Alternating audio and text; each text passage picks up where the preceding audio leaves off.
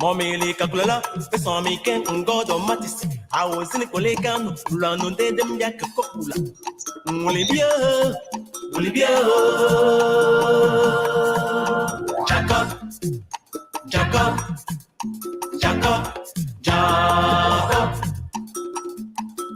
Israel kumide de mozo zomidede penjon kakaka mumba sheme imotumle minyamle sominwe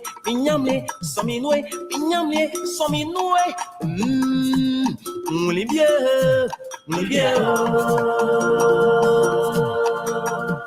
et Johnny comment yo me fait la imoyole kele mami nyame wadale kele nini nyoyo kele mio cheche mapa kele mami nyame wadale kele et Johnny zokayo me fait oh Jacob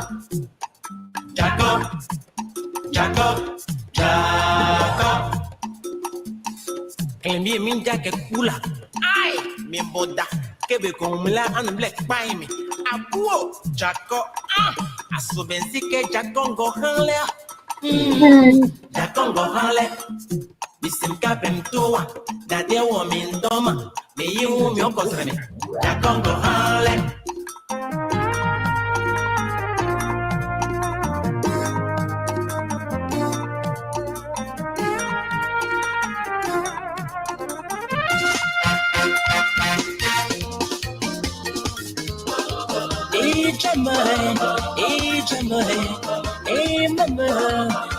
Mama, till it touch me, Nancy le bois, Nicola Leca, the jacket for me, little like Pachimia, the Bayani Jacob, Nancy le bois, the Miami Jacob, so Nicola Leca, Mama, the Miami Jacob, the jacket for me, the Miami Jacob, I saw them see again, Jack on go hole.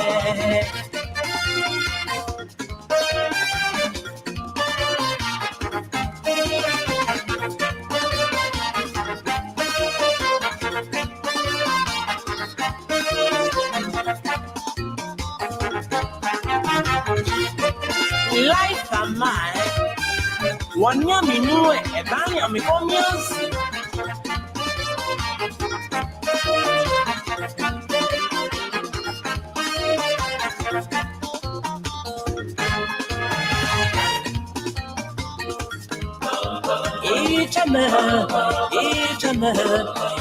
Mama, it's like Pachimia, Nancy le bois, Nicola Leca, the jacket for me.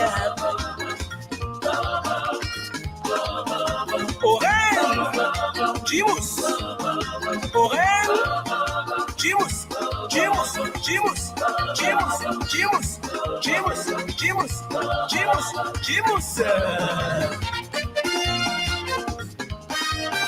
Ziggy. Oh yeah.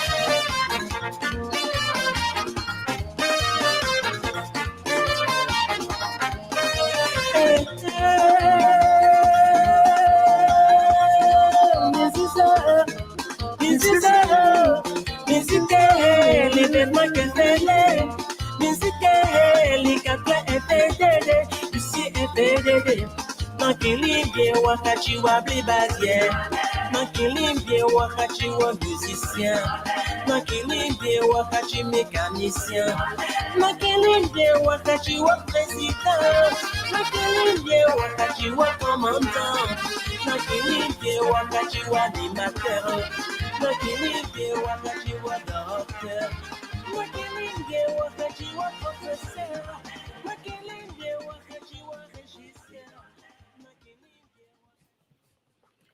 Okay, thank you very much. I'm here again.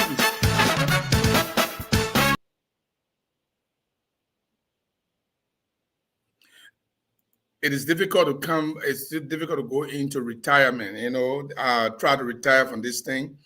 but it looks like I will always have to come back and do some of these things. We can't go forever. We are media people, and so we are used to it. But today I'm going to be hosting two young men, McTudee. These guys are from Great Britain or something like that. McTudee, Eddington Bobby McTudee is going to be here, and McCarvent Levi Madison is going to be here, and we're going to be discussing politics, and we're also going to be discussing GGAA politics. At least this is close to us, right? I mean, GGA is close to us, so it's fair enough for us to discuss the political issues that confront our organization. And I wouldn't mind talking about it. And so I've invited the two German. Now they're going to be here as panelists. They are not here as guests.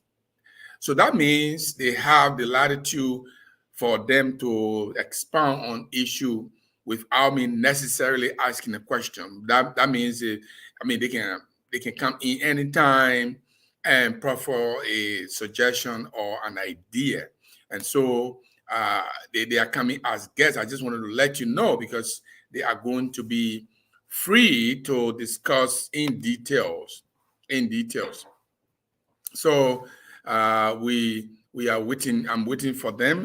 Bobby McTudee will be here in 5 minutes, and McCarvent has already received the link and he's going to be here. But I just wanted to go on the national scene a little bit. You know, I was talking about the politics that the Unity Party standard bearer is playing in Nima County. So there were several options available to Joseph Boakai to pick a vice presidential candidate. Well, I understand that before you pick a vice presidential candidate, you have to look at the dividend that you're going to reap from picking a vice presidential candidate. And so there were options that were made available to, there were considerations of individuals who could serve as vice presidential candidate to former VP Joseph Boakai. One of them was Madam Senator Nyombli Kanga, a very popular, I can say popular candidate, individual senator from Grand Bassa County.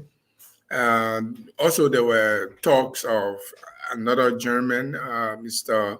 Henry Costa, which I don't think was a good idea to even suggest his name. And I just imagine, and somebody were asking me, and I told them why I totally oppose an individual like Henry Costa becoming vice presidential candidate for the Unity Party, especially with Boakai. The reason Boakai, there are two reasons. One, Boakai is pretty much in his grave. I mean, this is reality. We don't have to wish him death, but he's already in his grave. If Boakai lives for the next 6 years, then we are happy. Then we are lucky. But we are not very sure that he's going to last up to that time. Well, God has his life. And when he becomes president, I think I told someone, I don't know who I told, but when he becomes president, he definitely will have more money and more attention and government money to be able to take care of his spacer. Now, he will no longer have to borrow money from George Weah to come to America to do his spacer. So I will bring in my guest in a little bit. Bobby McTudee is here. So Joseph Boakai, he's playing the politics of in Nima. So another person is Jeremiah Kuhn. Jeremiah Kuhn is from Nima. He's another popular German from Nima. But why he's doing that is because they want to take away the vote from Tiawan Gongo. That's what they want to do. And before I came from Liberia and Tiawan myself were sitting in my living room, and I brought this conversation. I said, do you think it's going to be a problem for us that Jeremiah Kuhn is picked as vice presidential candidate? He said, no, he's very sure. This man has gone to, there are about 300 and I think 340 or 360 towns in Nima County. This man has gone to 290 of them. I mean, walk into those villages. So we are very sure that Councilor Gonglo is going to do well in Nima. And that's my man, okay? That's my man. Let me bring in my man, Bobby McTudee here. Welcome, sir. Oh, thank you, Jason. Thank you. How You are very loud and clear. Today you are a panelist. You are not a guest. Thank you, That means you have a lot of latitude. You can argue with me. You can put forward any suggestion. You can call me to a point. You can do a lot of stuff as a panelist. So you have a lot of latitude today. Now, before we go to grand jury politics, while we are waiting for McCarvent, let's look at the national politics. Who do you think, from your perspective, has a better chance of winning the 2023 election? And why? Why do you think that way? That's a very good question. That's a very good question. Sometimes the way I prefer things or the way I prefer ideals, people they really don't see me as a politician, because I see myself as somebody like a straight shooter, and before I make this statement, I try to make the overall assessment of what is happening on the ground. Right. Because I'm talking to people on the ground, we are listening to what is happening. Some people are discontent, the way the livelihood, the way things are going in the country, they're not happy. But in the same vein, people are not happy, but then they're second guessing. What is what are our options? Let's say we get George Weah out of office. What are we bringing into office? It's a pivotal question. It's a pivotal question, because if you move George Weah, you want to bring someone who will do better than George Weah, not do the same things that George Weah has done that we disagree with, and that's a very great concern right there.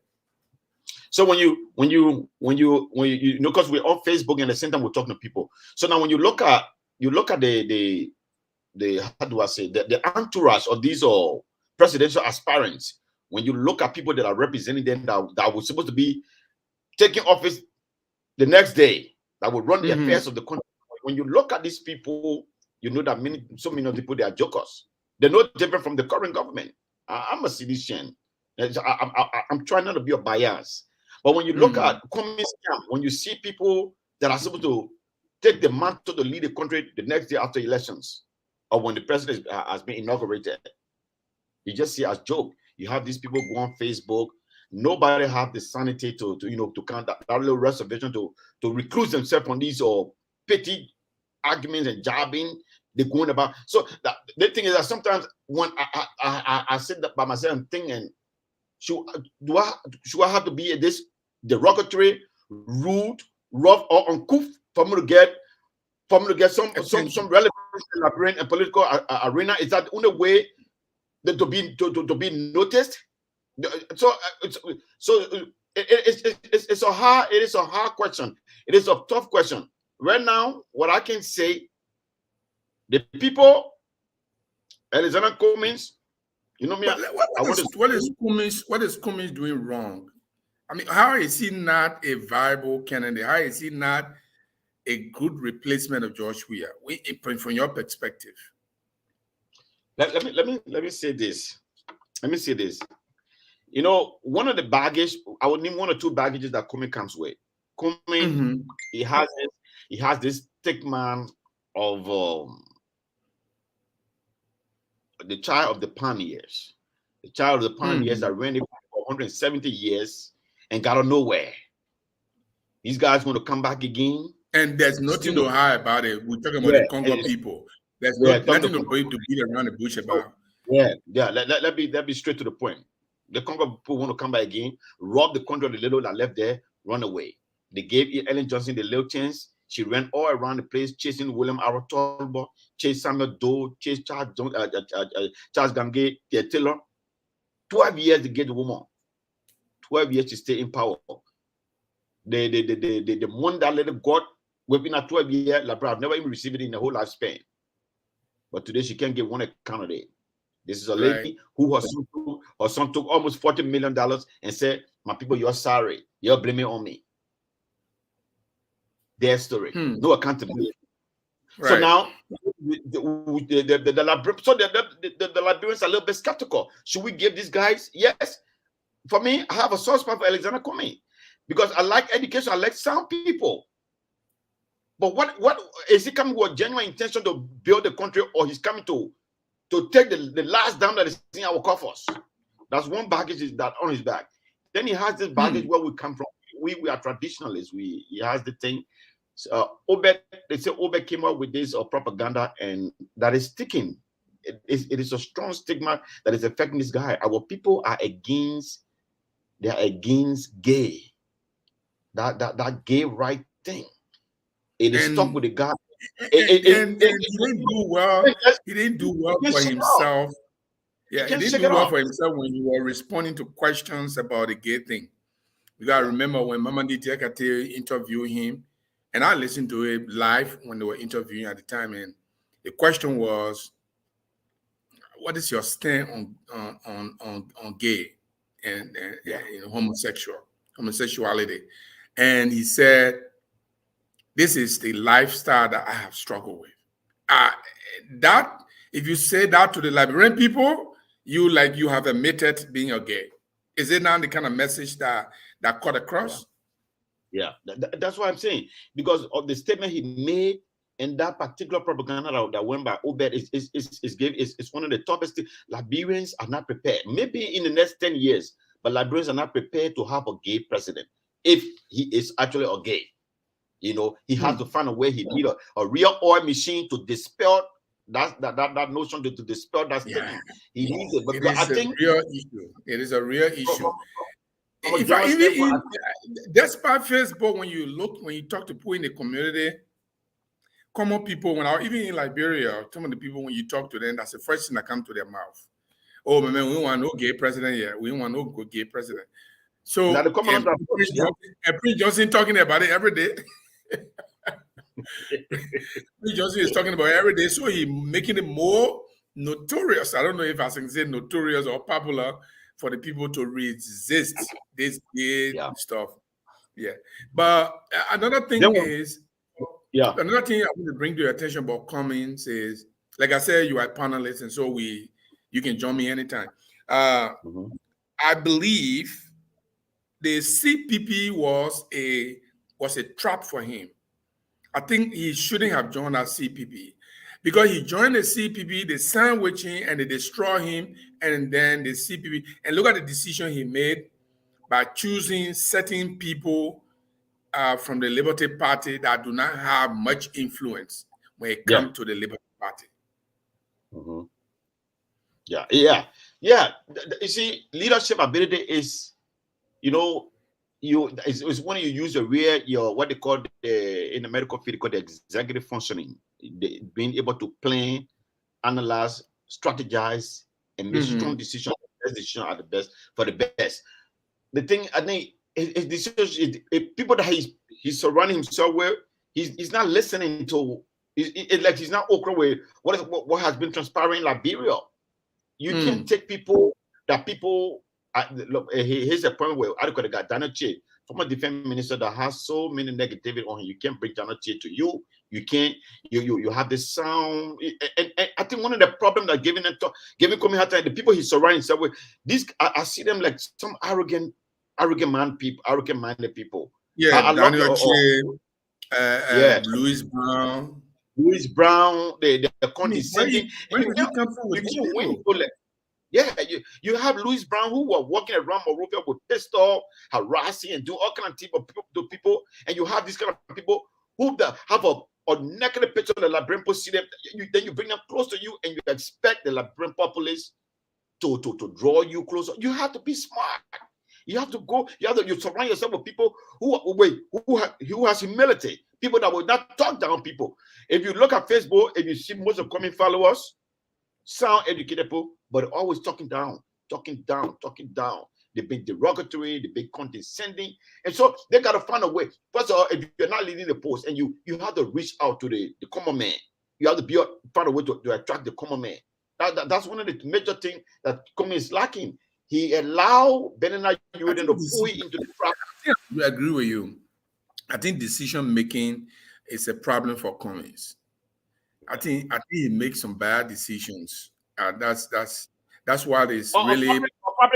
He's sitting there, he's sitting down, and just throwing the money out there. What you think? Y'all go find the person, bring the person, and you got people there. Yeah, and like you're not making key decisions as a leader. When people propose to you, you say, "All right, you know what? I'm going to sit down and I will think about it. I will come back with you guys tomorrow." You sit down, discuss your ideas. Is he doing those things? Is it well open with the Liberian politics, or you got people pushing you around, taking a little money from you and there? Is he listening to the people? I mean, up to now, the kind of money you got and the kind of education you got. But now he's making a real strong strap to what the president said. Because Baka has nothing to offer. Baka has nothing. He got no money. The man is broke after being vice president for 12 years. And he claims he's broke. I don't know where did he take it. Where did he put his money? He's broke. Age is against him. The man, he has something, what they call narcolepsy. Every 5 minutes, but after 5 minutes, he will fall asleep. Like Brempona window, he lets us. But listen, maybe he has an experience, but he has so many things. Like for me, my background is in the clinical field. That man is moving with a defibrillator. It means he has some form of cardiac arrhythmia.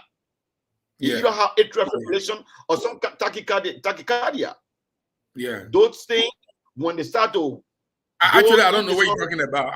You just bust my head. I don't even know when I say cardiac arrhythmia, he has a disorder. Either sometimes he heartbeat will go too slow, and when it goes too slow, you get this. You can have fainting spell, or when you go too fast, atrial fibrillation. When it's fibrillation, it goes too fast. When it starts beating, you are raised to develop what they call blood clot, because the blood, the heart is pumping too fast, and the blood is not going in the right rhythm. It forms clot. When it forms clot, it goes somewhere. You have heart attack or stroke. So God be with him. He's a risk. If he gets to be the president, he's a risk. So many things, so many decisions passed by him. I don't even know, Bobby. I don't know what decision the people behind Boakai. I don't know what they're looking at that I'm not seeing. I don't know. It said that when the men become president, they're going to control everything, like people like Sam Kesseley, Larry Toba, Gaffwan, Augustine Gaffwan. Those are the guys that will be running the government. And I told people some time ago, I said, if you think Mangay was powerful, if you think Mangay had a lot of influence, put Boakai and see what will happen with Gaffwan and Sam Kesseley and Larry Toba. They will be running the government while the old man is sitting at home. It's just not fair to the Liberian people. It's just for people to even be thinking about Boakai should run for presidency. It's just not fair. I think, listen, it's so sad that people will even, and the sad thing about Liberian politics is that until we can get to the level of this for the United States of America, where we choose our leader because of competency or what they can offer for the greater good of the country, not based on affiliation or tribalism. If you look at the census, if you look at the people that are supporting Boakai, 95% of them are from Lofa County. It shouldn't be that way. So it shouldn't be that way. He is basing his judgment on, but you think Lofa still safe? I don't think Lofa safe. Look, with the big boys that are in CDC from Lofa County, Lofa is not safe. It's not safe for Boakai. Lofa is not a safe zone. No, it's not a safe zone for Boakai. I mean, like even the typical Lofian will tell you, listen, they know deep down in their heart that this woman, he has played his role. And it's about time that he forget the scene for the younger one to come to lead Labrador to higher heights. They understand that. Right. But because of their own selfish gain, because when the woman gets there and we start making like Gaffwan and the other people start making key decisions behind, that's why they're pushing the man. That's why they're pushing my brother George Lobo, all these guys. And somebody who, the guys. You know, if I just feel sorry that Liberians, I don't know what our decision should be as bad as it is. But let me bring in another presidential candidate that I support. Right. And I would like to hear your perspective. I support Councilor Gonglo. What is your take about him? To be frank, Gonglo came to me, so I really don't know much about him, but I just know a few things about him. first of all, this is an individual, you know, with everything that transpired between the people of Grand Jide and Nima County. This is his stand, my respect and salute to this guy, that when our brothers, almost 23 of them, were in prison, he decided to take on the case pro bono. Right, you know? right. He was one of the men who advocated for the release of, who advocated for the release of Grand Jide. Imagine a man from Nima doing that kind of thing. So it says a lot about him. I want to call we actually have lawyers from Grand Jide, and none of them were willing to go forward. But this man stood up, irrespective of the turbulence that transpired between these two people. It means he's somebody who's looking to the future. He's a fast-thinking man. He know that whatever happened were initiated by certain forces, certain elements to bring divide between these two people, and he wasn't going to stand for that. And the message he sent was a bigger message to even his brothers. Listen, we had to move on. Whatever happened. I will represent these people. They are human beings. They deserve to, you know. So based on that, I have a soft spot for him. Yeah, the guy, I know this gentleman very well. I know him very well. He's a friend of mine. I have worked with him in some places. The level of honesty the guy possesses. You know, what I tell people is, even though he's late, you know, we came in later on. If we have been in a situation like Cummings, who came in long time, and we've been doing our thing, but even though he came late, he have been going to villages. This man had gone to, the man slept in Port Town when he went for the Grand Jide tour, because when I went to prepare the way for him to enter Grand Jide, after I did my groundwork and everything, and then he went, he didn't sleep in his bedroom. He said he doesn't want to sleep in his bedroom, he wants to sleep in one of the villages. And he slept in Port Town. So this kind of person, I wish that he can go more, he can go forward and forward. But somebody said something, because you were speaking about JNB, somebody said this. Let me put the comment on the screen. It says JNB hope now is Nima, but we already take Lofa County, Lofa from him. That's Elijah say. So I don't know who Elijah say talking about. I think, is he talking about CDC? That so if you take Lofa County from JMB, then it's hopeless. Then the whole endeavor is hopeless.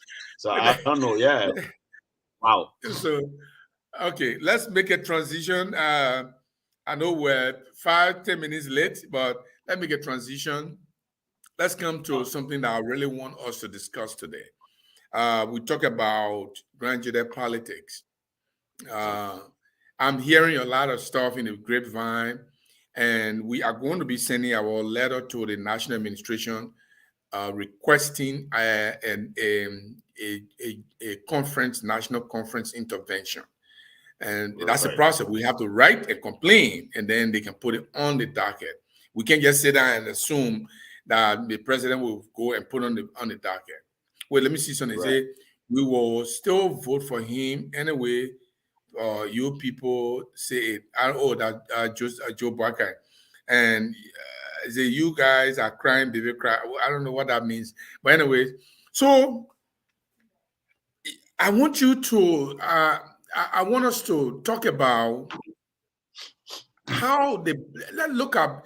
Is Grand Jide in good hands? Is Grand Jide moving forward? Or are we bogged down?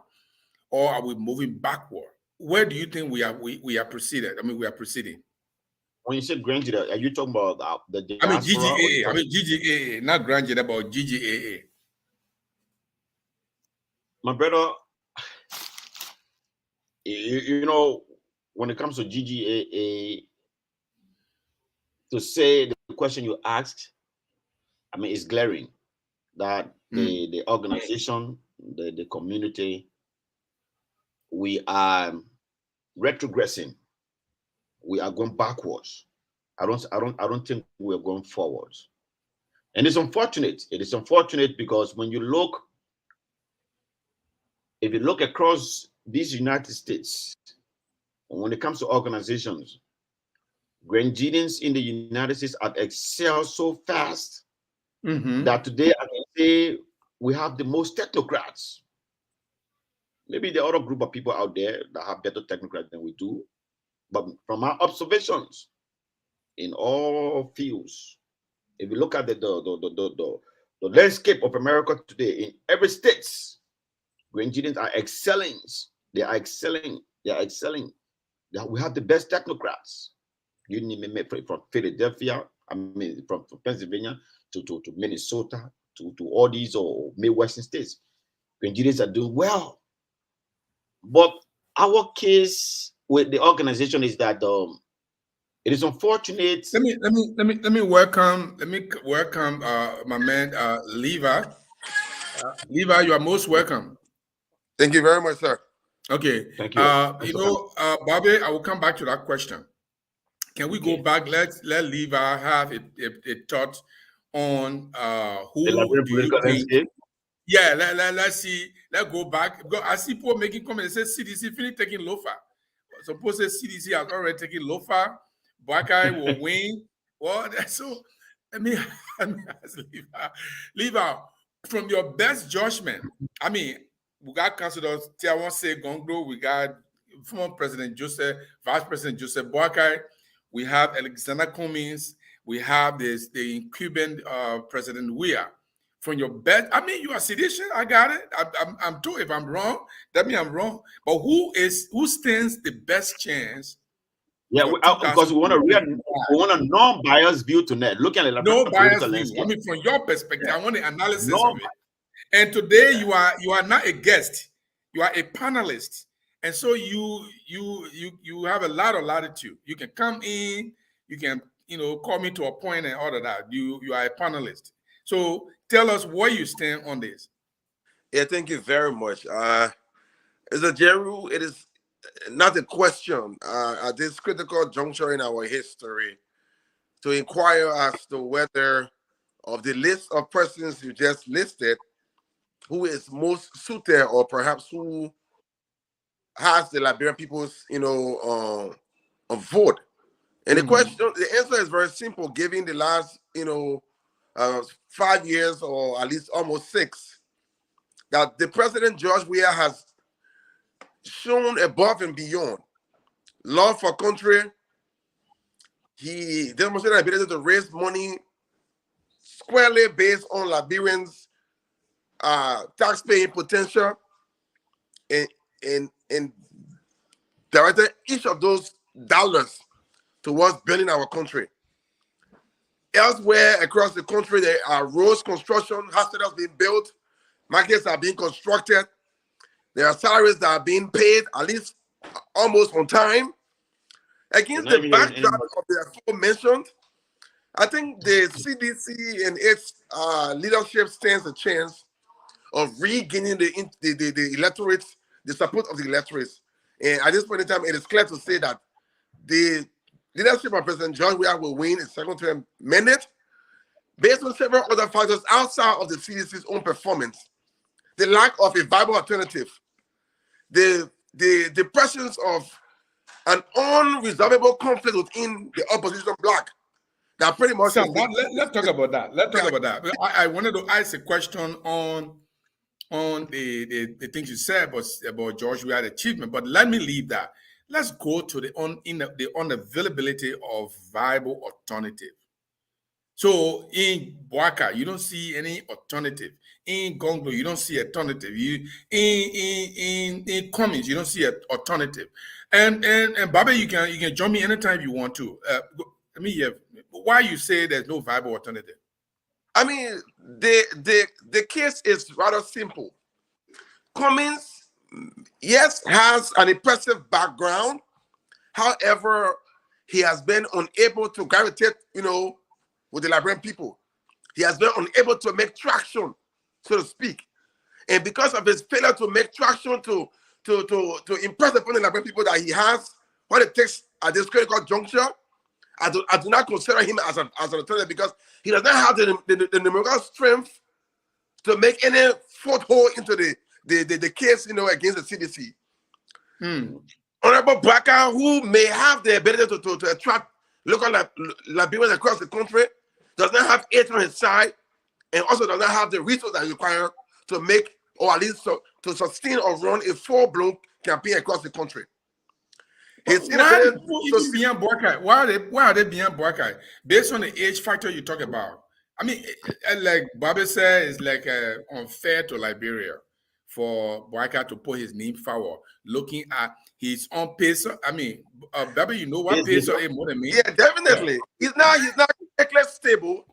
He's not mentally agile to advance the kind of critique, the kind of ideas, and the kind of policies that Liberia needs at this critical juncture. What will happen if he is to win? That is God forbid. Will be the Liberia will be God forbid? Yeah, God forbid, because like Liberians will not subject their country into the hands of a man who is unable to at least sustain himself in a meeting for 2 hours. He'll fall asleep. So and I mean, Bobby has a medical term for that. He has a pacemaker. He's narcolepsis or severe insomnia. Narcolepsy or severe insomnia. And besides that, the man wears a pacemaker. And when you wear a pacemaker, the 3 reasons they give you a pacemaker. Because you have what they call cardiac arrhythmia. Arrhythmia means disorder. When the heart is going indefinitely. It's not pumping. So it has arrhythmia. And when you have arrhythmia, they give you pacemaker to stabilize the arrhythmia of the heart. Now the only fear is if you even win during the celebration, he will not pass out. even the news of his victory can cause a cardiac arrest for him, because any stability or any rise in the general blood level as the news of his victory will bring can trigger another heart attack. And besides that, what is somebody have a question for you guys. Somebody have a question for you guys. Let me make this point. What people face to realize, anybody with pacemaker before they go through any electrical device, it is a risk. People with pacemaker when they go through airport, or let's take for example they're in the airplane and there's some or some electromagnetic wave or some electro or device communication. It can set up that thing and it can disbalance the rhythm of that thing, and you're in trouble. So people with pacemaker, there's a potential risk. These people are taking. It is a potential risk. It is a very serious risk. Power with pacemaker, all over the place. You gotta be traveling in planes. You gotta be good. When a lightning strike and you close with pacemaker, you can be affected. And Liberians don't even know what you're talking about. Some, not everybody. Some don't even know what you're describing. I'm trying to make it as simple as I'm saying. So when you wear a pacemaker, there are a couple of things that make them they give you pacemaker. There's one called bradycardia. So brady means slow. Cardia, the heart, slow heart rate. Because of bradycardia, they give you so it can stabilize and give you the right rhythm. That's why they give you a pacemaker. Now, when you have bradycardia and that thing, it malfunction, and you go by the bradycardia, there is a potential that you faint. The fainting spell. You can have fainting spell. The other thing, one of the reasons they give you... So I see why they all make you sleep too much, because saying not fainting, so it turns into sleep. Somebody asked a question.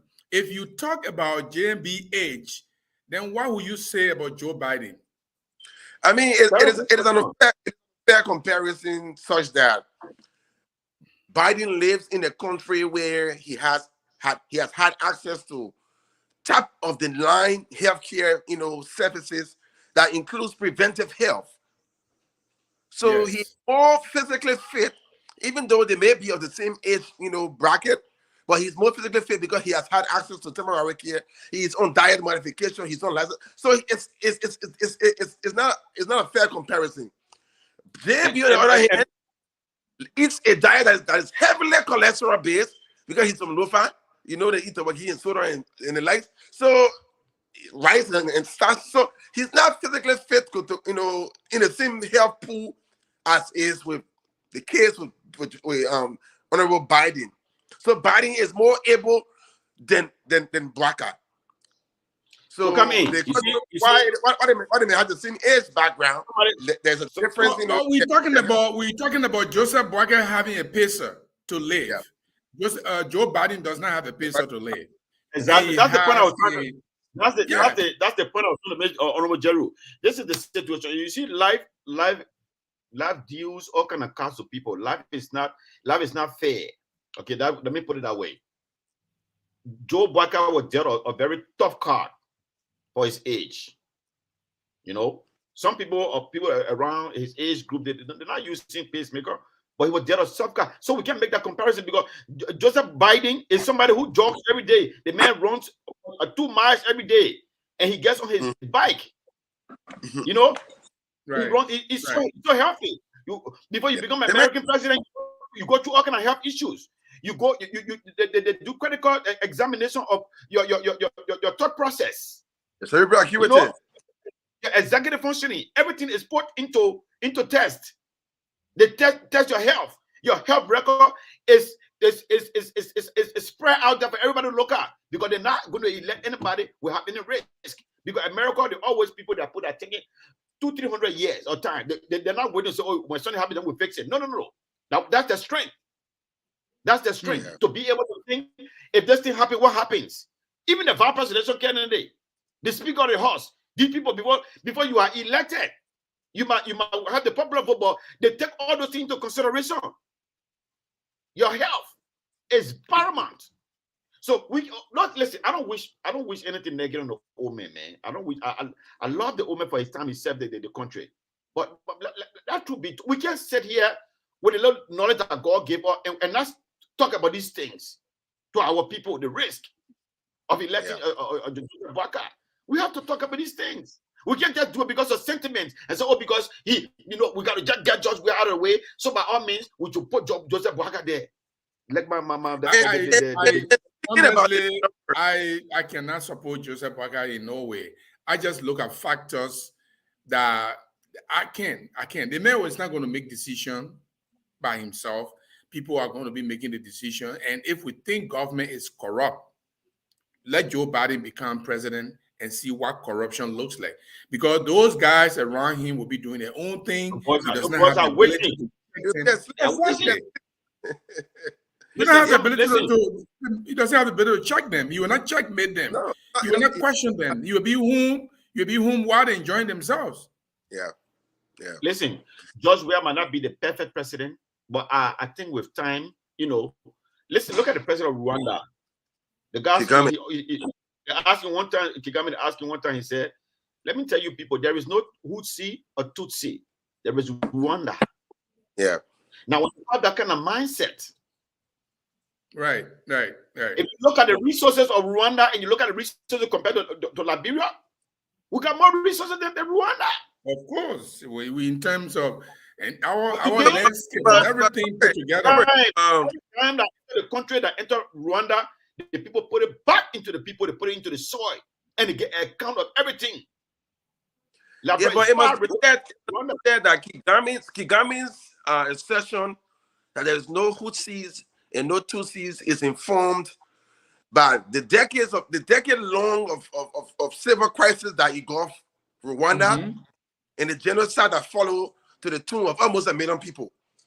The only difference between what Kagame is able to espouse and what is happening in Rwanda is the Rwandans have understood and undergone a transformation to dispose of himself of tribal sentiments and put on the garment of nationhood.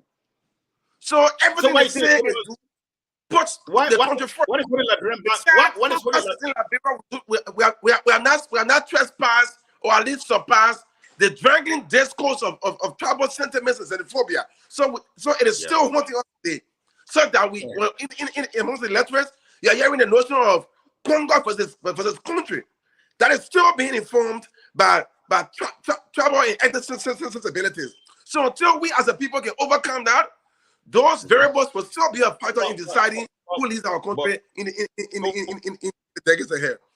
And Paul Kagame was a rebel. Paul Kagame was a deputy commander for the rebel group coming from supported by Uganda. And after they took over, he allowed his friend Pastor Bizimungu to take over instead of him taking over. And when Pastor died, when he was killed in the plane crash, and then the people decided that, okay, you are the deputy head of state, you can just take over. But let me try to push my man case here. I think if Joseph Boakai is not good to be a president based on his age and his health reason, if Cummings has stigma of gay allegation of being disconnected with the people, then why don't we carry Gonglo? The man is clean and he's not troubleless. Why don't we carry? So this is what somebody said.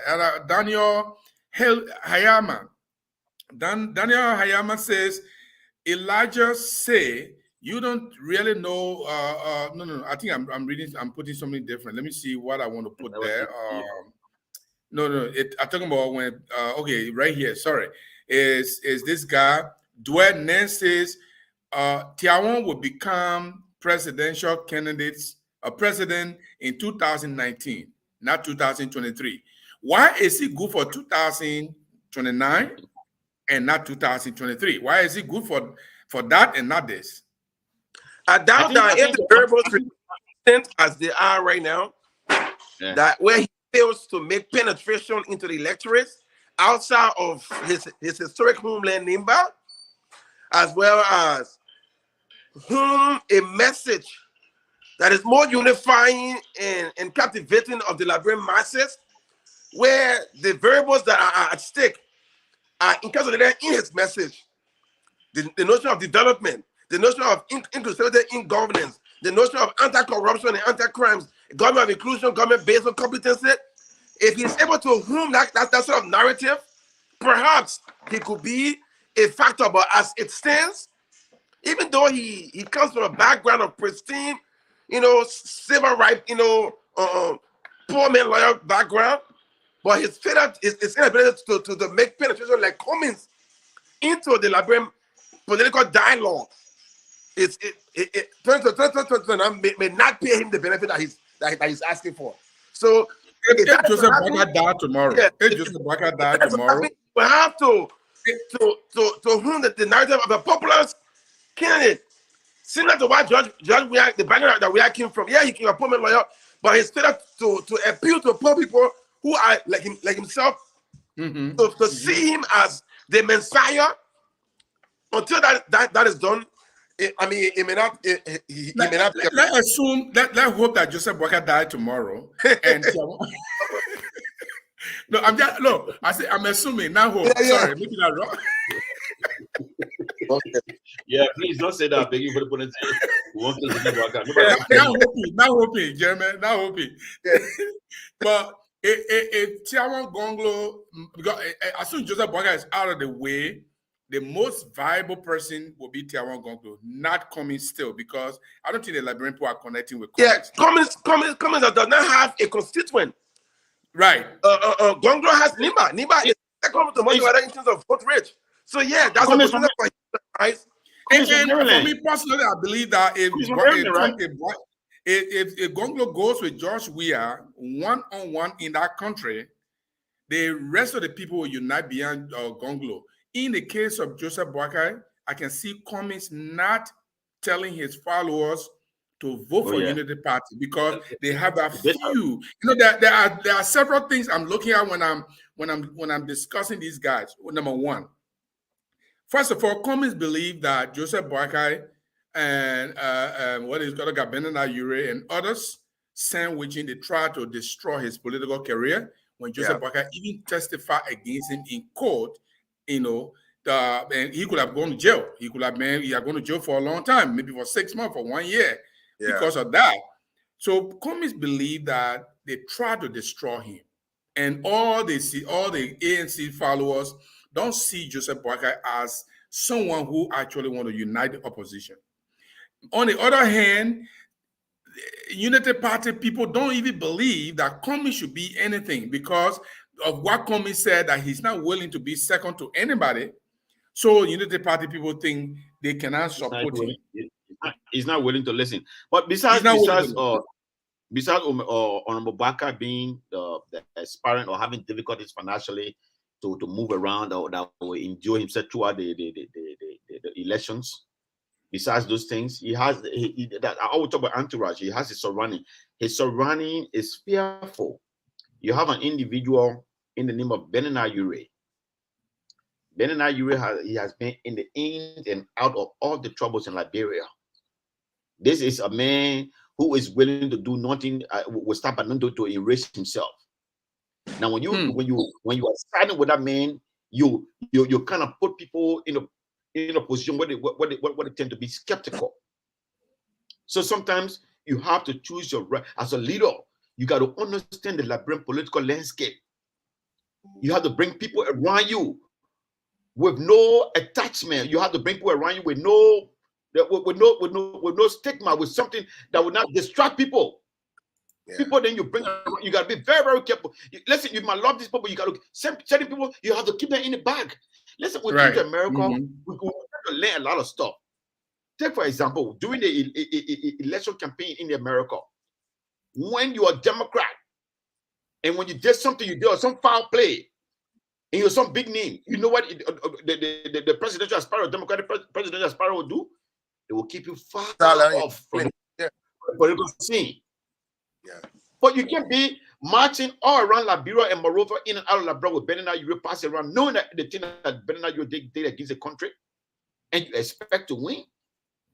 You have to but I feel for Cummings, and for me personally, if I had any second choice, it would be Cummings. But a decision-making process for me is questionable. Look at what happened with a decision in the Liberty Party. Liberty Party is Basabo Party.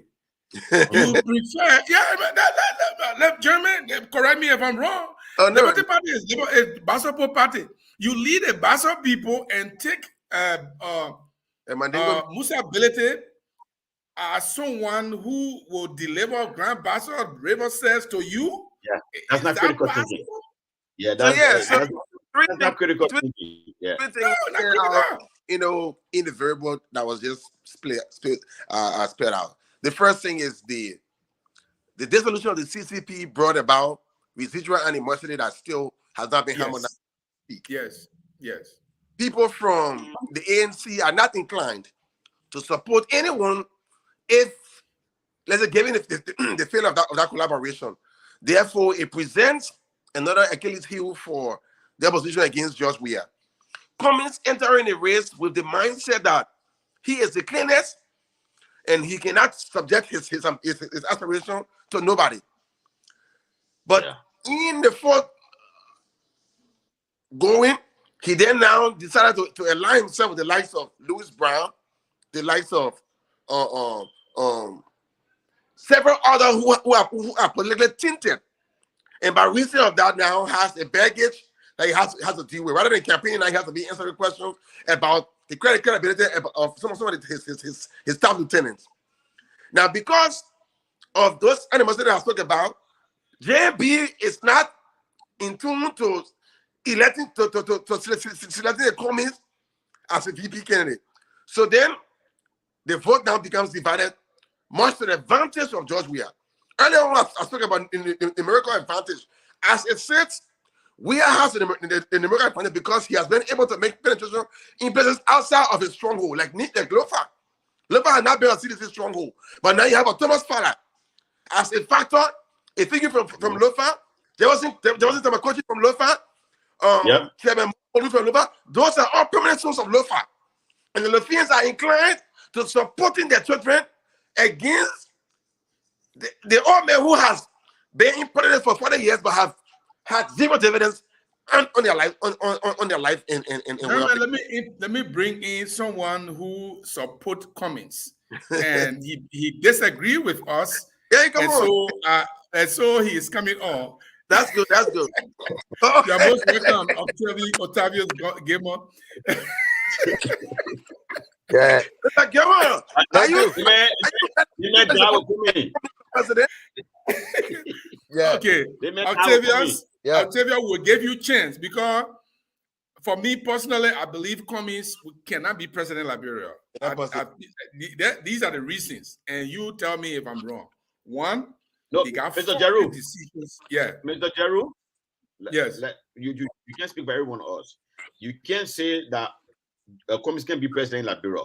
Maybe you can say that the particular election season. But I will tell you, after people are saying if Tiawan Gonglo does not win this time, he will be 29. Then how will Cummings manage? Because Cummings will be already old. Yeah. No, but listen, my man, that just says yes. How is coming right now? This is the closest. Now. I mean, if it doesn't work for him this time, there will be the emergence of new figures who will have a sway with the Liberian people. Tiawan Gonglo, if Tiawan Gonglo don't win now, wow, is going to win in 2029. It means Cummings is not on the game. Yeah, and they have to win. They have to win. Okay, Octavius, tell me why. Tell me, because you disagree with us here. You said we agree with the brother. I don't know which of them, me or who. Why you disagree, and what did you disagree about? Yeah, let me say thank you for bringing me on, Levi and my brother Bobby. The thing is, Liberian politics is very complex. It's very difficult to understand. One, just for the record, I support Mr. Cummings. I work for Mr. Cummings. So I just want to put it out there. The thing is, if before you look at this, before you start discussing about Liberian politics, you have to understand the voters. Now, they don't vote on issues. They don't. So, Mr. Cummings' problem is getting rid of passing Boaka. If Mr. Cummings can pass Boaka, he will be the next president. How will he pass Boaka? Thank you. That's what I said. His problem is Boaka. So now, here is it. The Liberians, they are comfortable with Boaka and Cummings and President Weah. Here is the problem here. Liberian voters, right now, going second round, right now, the election that will be taking place October, Boaka is Mr. Cummings' major problem. Because if Boaka goes second round with George Weah, President Weah will be the next president. If Mr. Cummings goes second round with President Weah, Mr. Cummings will be the next president. You cannot put Mr. Cummings on the ballot and put President Weah on the ballot, and you present the case to them. Are you better off now? Who do you want? That's the reason why you see most of the attack is on ANC. I mean, the CDC is not attacking Boaka because they understand that low. They're not afraid of Boaka going second round with President Weah because a majority of the supporter or the agent or the surrogate for Boaka are all in better with what? With President Weah. They're on payroll with CDC. So President Weah and CDC is comfortable going second round with who? Joseph Yiman Boaka. They cannot do that with ANC. They understand ANC will make the case. Are you better off now? And what that is why make us confident we're saying that look, we can win that election if we can focus on and Joseph Yiman Boaka getting off, beat him to the extent that he will come third place. If we come second place, Mr. Cummings will be the next person. Let me bring this to your attention. Let me bring it to your attention. And let me bring it to your attention. Let me bring it to your attention. Tiawan Gonglo just toured the southeast, starting from Grand Jeda to Grand Cru to all the places. He toured all these places, the villages, went to villages. Cummings has not left Monrovia to go to any Leeward County for any campaign or visitation. How is he going to win? Thank you. Thank you. It's simple. Eddie Johnson said, I heard my brother Levi Bobby saying, Cummings do not have a strong political constituency. Yeah. Eddie Johnson said he never had no battleground, no stronghold, and she won. Yeah, Mr. Cummings' problem. Stop it. Ellen was if a well-known much more than Cummings is at the time she ran for presidency. Yeah, the I agree election with she you. won Yeah, I was agree with you. not her Yeah. first election. Yeah. That was her second elections, you know, and prior to that, she had always been a household name in the Liberian body politics. I agree with you, but she had no base. I just say I mean, she doesn't have base. Yeah, They and you had no base. was formally elected as in Liberia. The in woman has been in the 1985. Liberian political landscape for almost 3 decades. Now, Yeah. from top of time, 4 decades. She ran So against this is the Charles woman they Taylor, brought he came to second. the And you said she had no base? Yeah, you The can't last say time that. Cummings was on the ballot, he won but 7% of the Liberian electorate. And as we speak, 6 years later, he hasn't made any significant traction in gaining more votes or making more appeal to the Liberian people. Look, all he let me has tell you done. something. So I think, let me ask a general question. I think the political party's strength lies in its ability to win seats in the parliament. And Cummings over the years have only gotten people who won on different tickets, joining him. I disagree with you. I disagree with you. I respectfully disagree with you on that. By a moral impediment. I don't want to go into a personal life, but Liberians are people who tend to be reticent about issues, but they are very vocal on issues that relate to morality. Cummings is being by reason of his inability to squarely address the issue of his sexual preference as it relates to being a gay or a straight brother. Yeah. The last time he was asked, you see the problem here. Levi is a citizen, so you understand that talking point. No, but when listen, guys, we are all panelists here tonight. We are all panelists. I don't care whether you support. I support Tiawan Goglo. No, that talking point was passed on to Levi. No, that talking point that Mr. Cummings is gay. No, Mr. Cummings is not a gay. That talking point was passed on to Levi. That's a surrogate government. We are not saying that Cummings is gay. We're saying that the allegation out there, the notion out there that he's a gay, there's no allegation out there. There's no allegation out there. People, what I'm saying here is the last time he was asked about the question of gay rights or the notion of the existence of gay pride in Liberia, he said quite clearly that this is a lifestyle that I struggle with. No. You see, I told you guys that Levi and Bobby will spin this particular issue because they understand that their particular lifestyle issue Liberians who find themselves. Octavius, let me read a comment for you to respond to it. Let me read a comment, Octavius. Otaka Kau say, if we are discussing Liberian politics, Cummings will not be counted because he has no basic understanding of Liberian politics. What do you say to that? Yeah, look, then you ask the brother, how do you define Liberian politics? You can define in your own way, but here is it. Alexander Cummings' problem. He allowed sedition to define him before he defined himself. Wow. So let me political weakness. Is it not political weakness? I will accept that. I will accept that because if you got people like Levi Madison, you got people like Bobby on the street. You see how they spend a lot of time talking about that particular issue. Then the actual issue that affecting the Liberian people's life that Mr. Cummings is focusing on. That's the talking point of resonating with the Liberian people. Let me address. Come here, Mr. Gaiman. Besides the gay or the sexual preference issue, we also propounded on his inability to surround himself with the rightful people.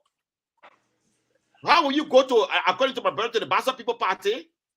Take someone from there instead of the man that passed away. His daughter sitting down there crying for power. You didn't bring her close. Then you took Musa ability of Manigo man from where Nima Kante to bring him close to you. You passing How around. is he going to win? How is he going to win Barca? You see, how is he going to win my Barca? nigga, How is he Passing going to around win with it? Daniel Che, eh? Daniel Che, you associating yourself with Daniel Che and Louis Brown. Then these people that are created mayhem. That brought people hard. Let me tell you the shocking part of it before.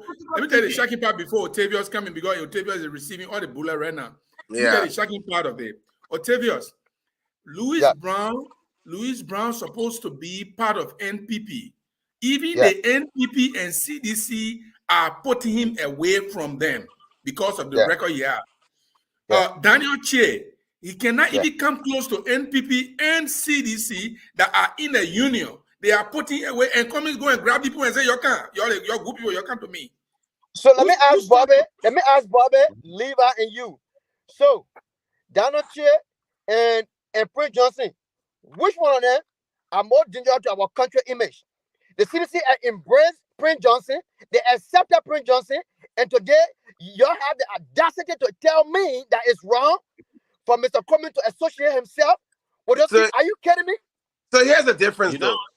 The difference here is, Judge, we are. So you don't understand the thing. That the character you're looking at, that the character you're talking about. You see? So my thing here is, I'm saying to you guys that look, Mr. Cummings' problem, like Bobby said, he allowed sedition. He allowed people like Bobby, people like Levi Madison, and Akara Graydon to define him early. That's the major problem. That was Mr. Cummings' problem. Now, has he solved that problem? Has he solved that problem? Exactly. No. And more to that, like the be on talk show forever. Why I said you haven't come to that point to be able to help me out, because you and Cummings are very close. You got a talk show. Why? No, but more than that, Bobby. More than that, one of the major failure of Cummings, as was said in the Cummings response, that is the failure to understand the dynamics of Liberian politics, the bread and butter issues. Cummings has not demonstrated mastery of Liberian politics to the extent that the way he attacks, the way he portrays himself, the good guy syndrome, that I'm the better person, I'm Mr. Clean, only to end up going to bed with some of the most notorious killers and the most corrupt figures in our body politics.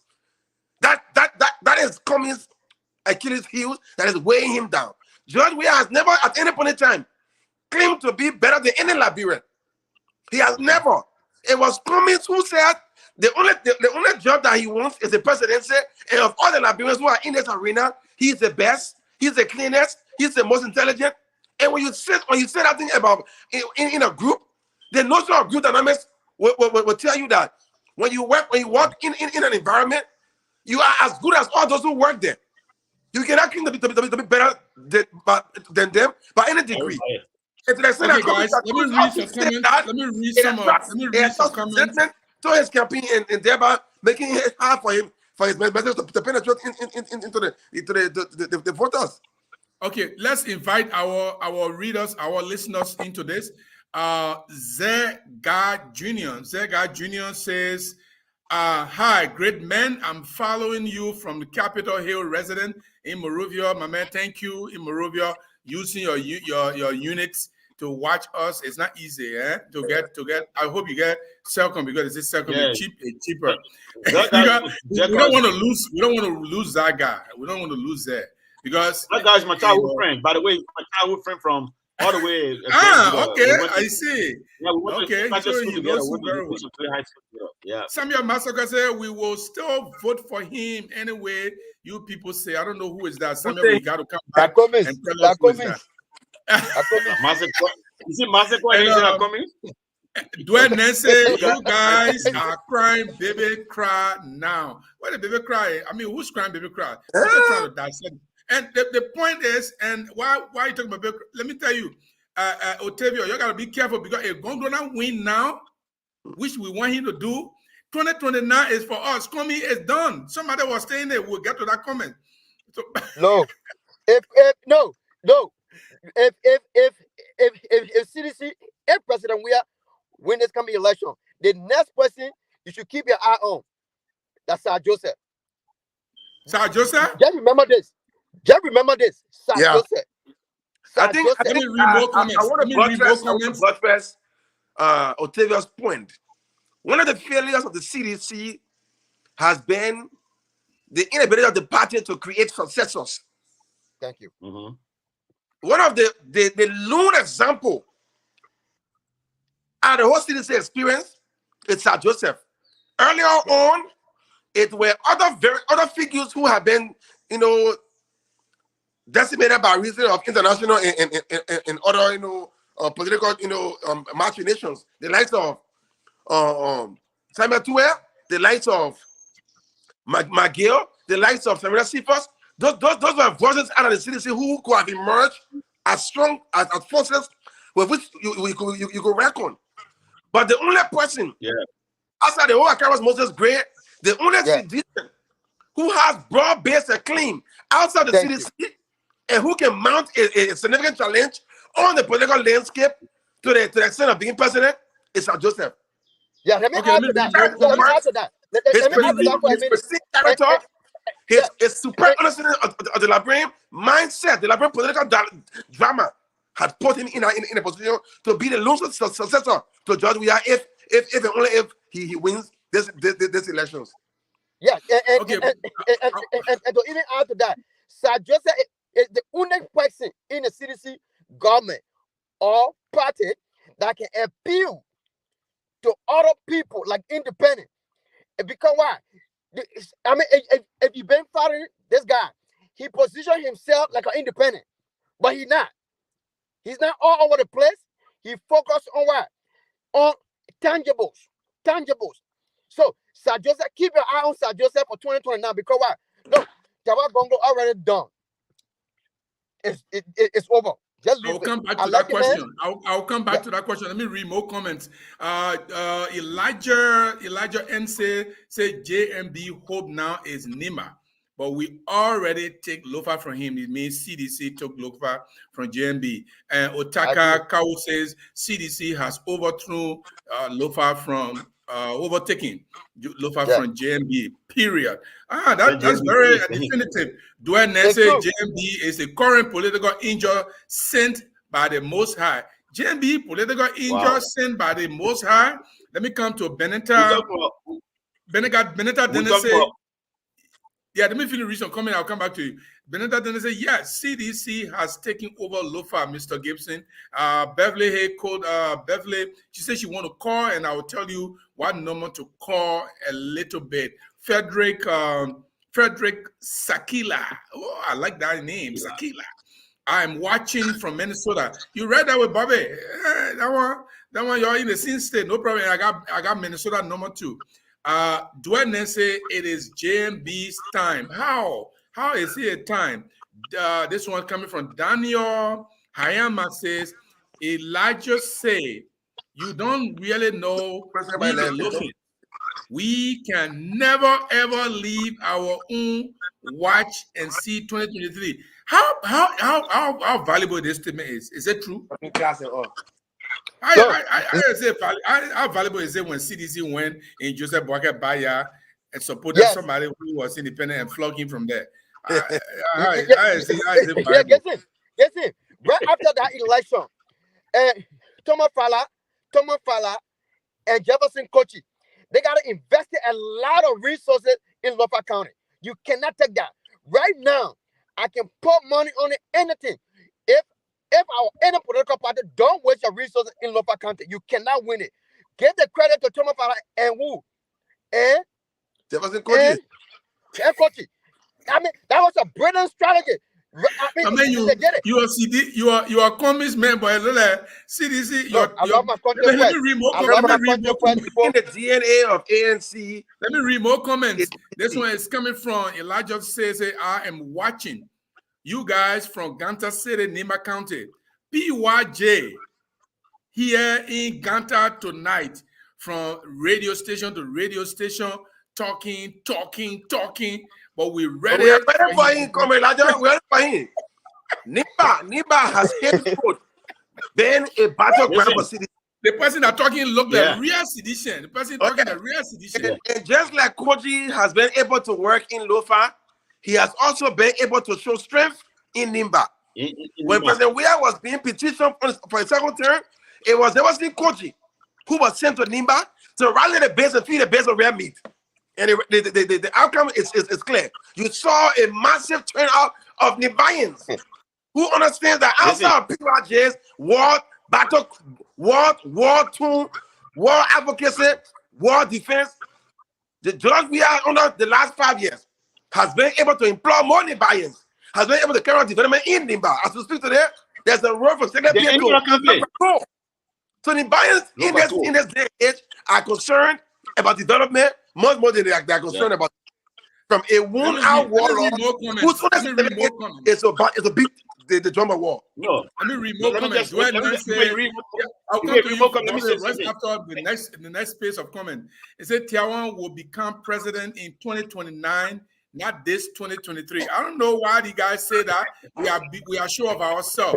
And he comes back and says, if you talk about JMB's age, then what will you say about Joe Biden? We already talked about that, and maybe somebody can comment.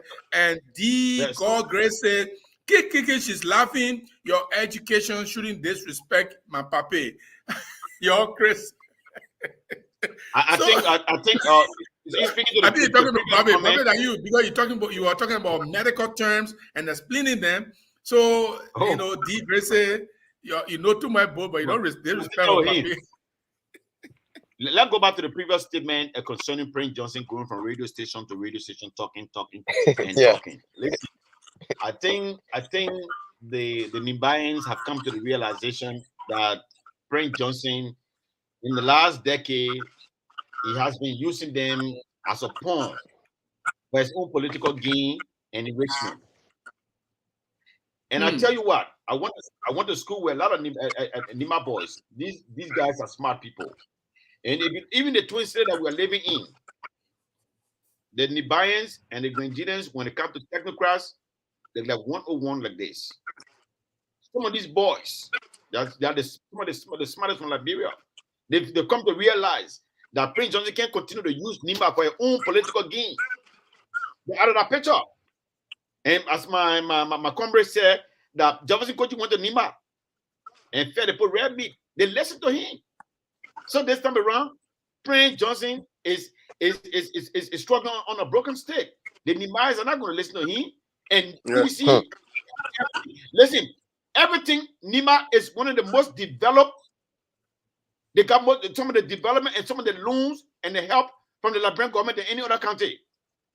Most of the roads are paved. That's true. Most of the roads are paved. Nima is one of the cities that the country that is that's easily accessible because of the pavement of roads. And we also have more Nibayans in this government. And because they have the number. Contribution towards the foremost of our country. They are not inclined to believe what God is there beyond beating the drum of war to dissuade them from the focus of giving John Weah another 6 years. Gentlemen, before we move, my man Otavio and say we gotta get our own words in here. Otavio, you'll be the last here. But I'm telling you guys, if you are calling people in Liberia, I was just in Grand Jeddah just recently. I went there to lay the groundwork for Councilor Gonglo to go. And it was a massive effort. And Councilor Gonglo slept in Port Town. He slept in Port Town. He didn't sleep in Zwedru. He could have gone and slept in one of the air-conditioned hotels, but he preferred to sleep with the people in the village. Gonglo is clean, he's good. So if somebody is clean and good, we always supposed to rally ourselves around that person. Octavius, I give you last word, then we go on to the next topic. Nima County will decide this election. And right now, what I'm saying, there will be money, millions of dollars spent in Nima County. Understand? Tawa spoil the game in Nima County for CDC. Now, because Joseph Walker will be taking a VP from Nima County. Prince Johnson don't count him out. He coming with a lot of strength. So I'm looking at Joseph Boakai winning Nima County. George, we are coming second. Tewa Gonglo third. So the best thing I can say is this. If people like Arizona Cummings smart, the ANC smart, what they will be doing now, focus on Monserrato. Focus on Bon, Grand Bassa. Do not spend money in Nima County because you got no fish in our oil. That place is polluted. Because the body will sleep there. So there is nothing you can get from Nima County. Bring just all over the place. Somebody would disagree with you. The person is on my line. I'm not taking call now, but the person said they are angry that we are discussing about Tewa Gonglo like that. So let me bring in Kevin Garte. What do you have to say? Thank you, Mr. Jerome Gissing.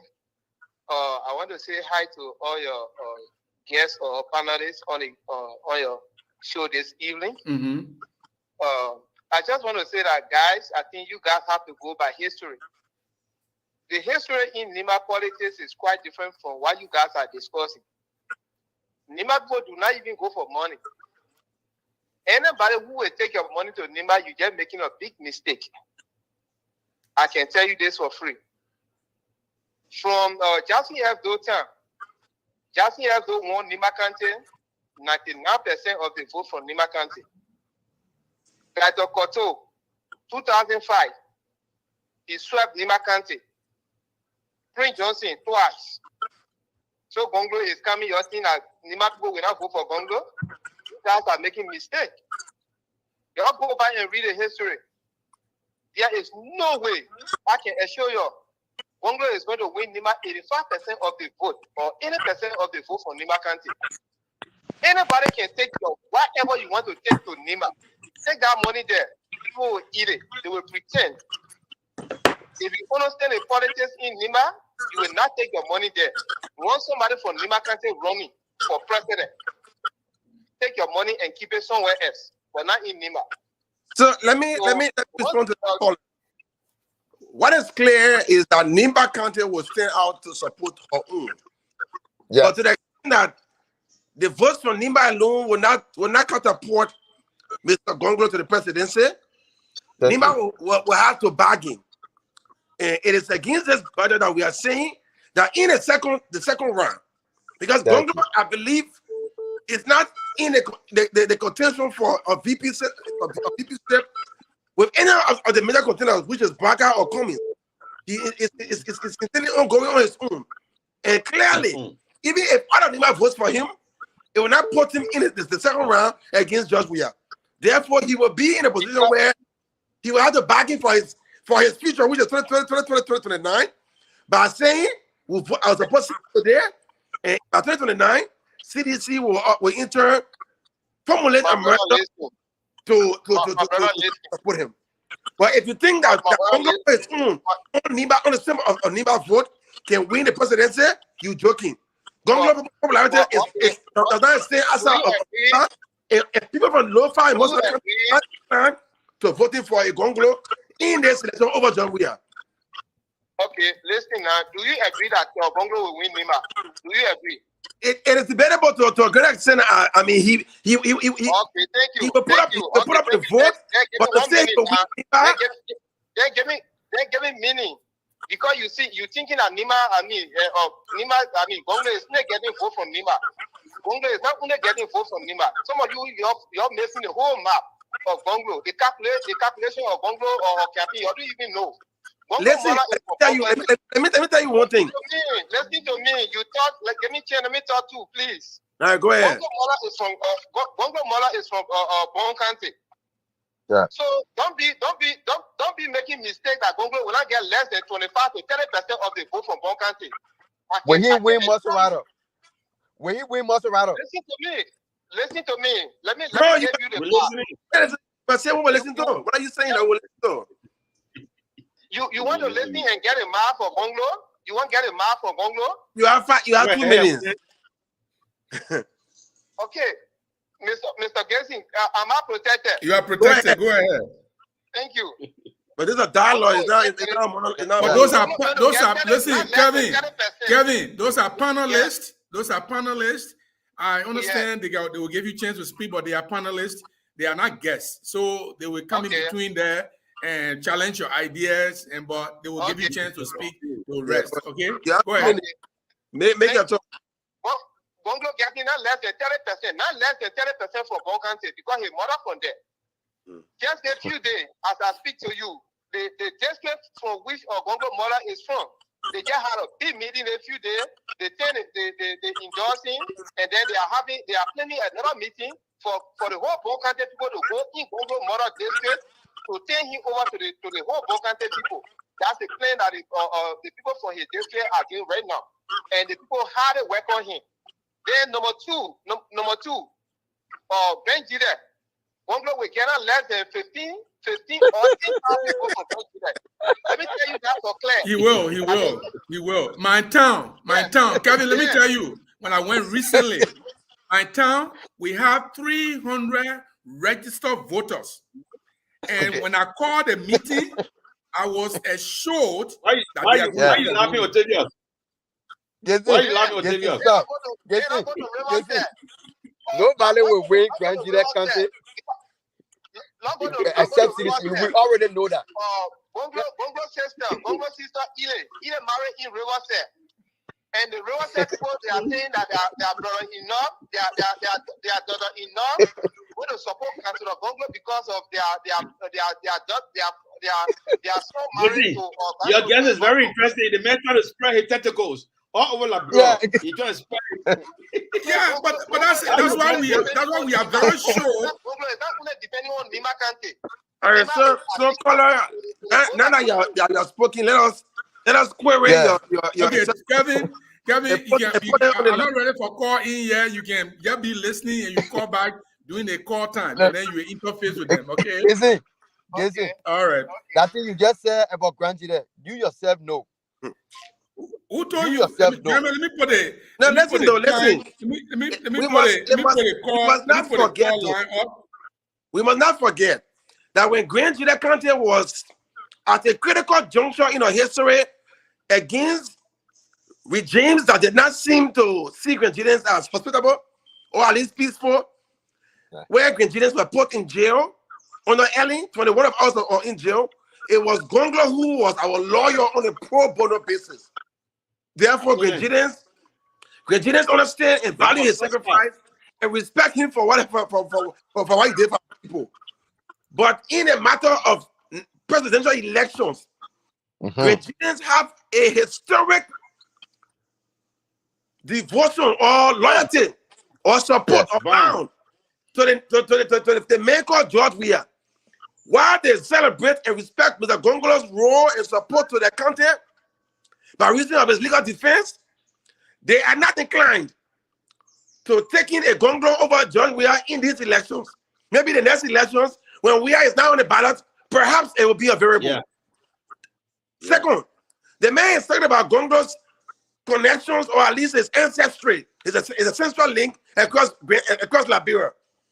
But I've seen this when it comes to America, going to events where there were not even 2 persons walking behind him. The diaspora plays a critical role in determining who becomes president in Liberia.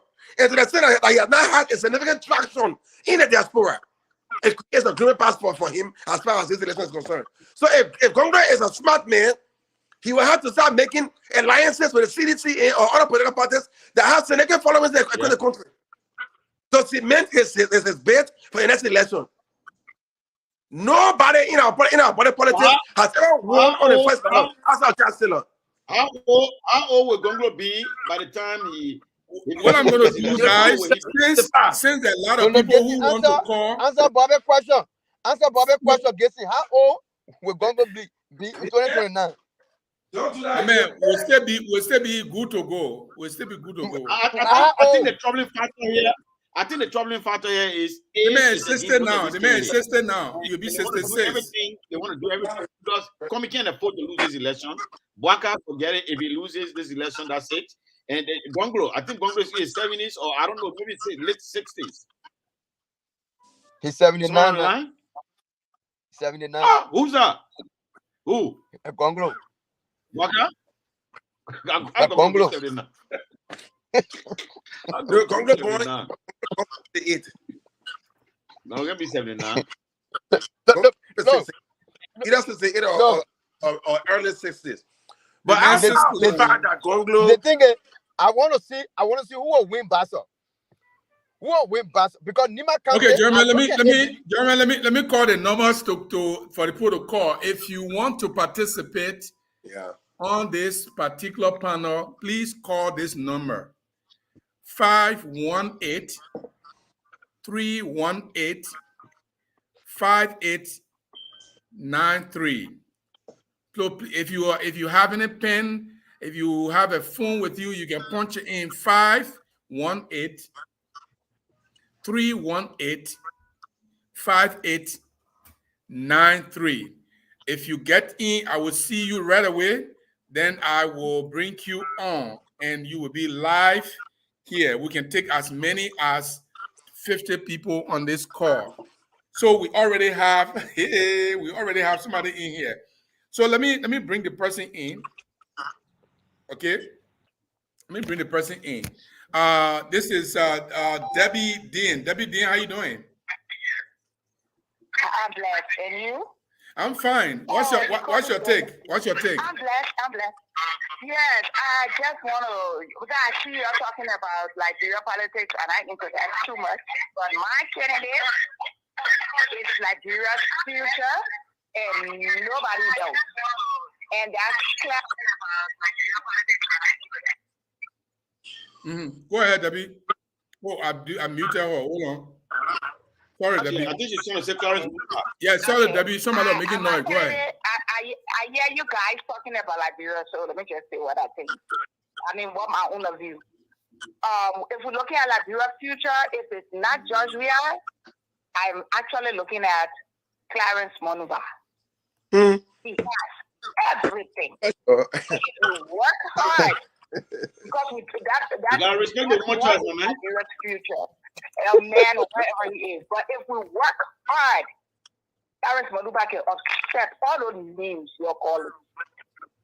And I'm trying to study more about him and trying to connect myself with his team. I know him from nowhere. I know nothing about him besides Google. He's perfect for Liberia right now. Yeah, Clarence. Yeah. Clarence Monuba's son. He graduated from Harvard University. Yes, Clarence Monuba, a young man that just kept his eye on the ball. All his life, he's in a race. Study about him, learn about him. Clarence Monuba, I carry him. I got a few months to work. Depending is where is this? Which country you from? Which country you from, Debbie? From Nova. Clarence for the future. Not for 2023. Clarence for the future. No, to be honest, the clarity we're talking about Gonglo, moving forward, we're talking about Clarence Bennett, then just forget it. Because I think Clarence are 20, they're talking about Gonglo 2029, talking about Clarence will go to 6 years after 2029 will be 2036, 2035. Clarence, you still get time. Yeah. The winner can be the upsetting candidate. Okay. And I see Clarence as that candidate that will upset. First of all, my madam. Who is Clarence going to upset? Who is Clarence going to upset in your mind? All the people names you're calling besides George Weah. okay. You think Clarence can beat Gonglo? Why you talk for a second? Clarence has international exposure. All right. Thank you very much, Debbie.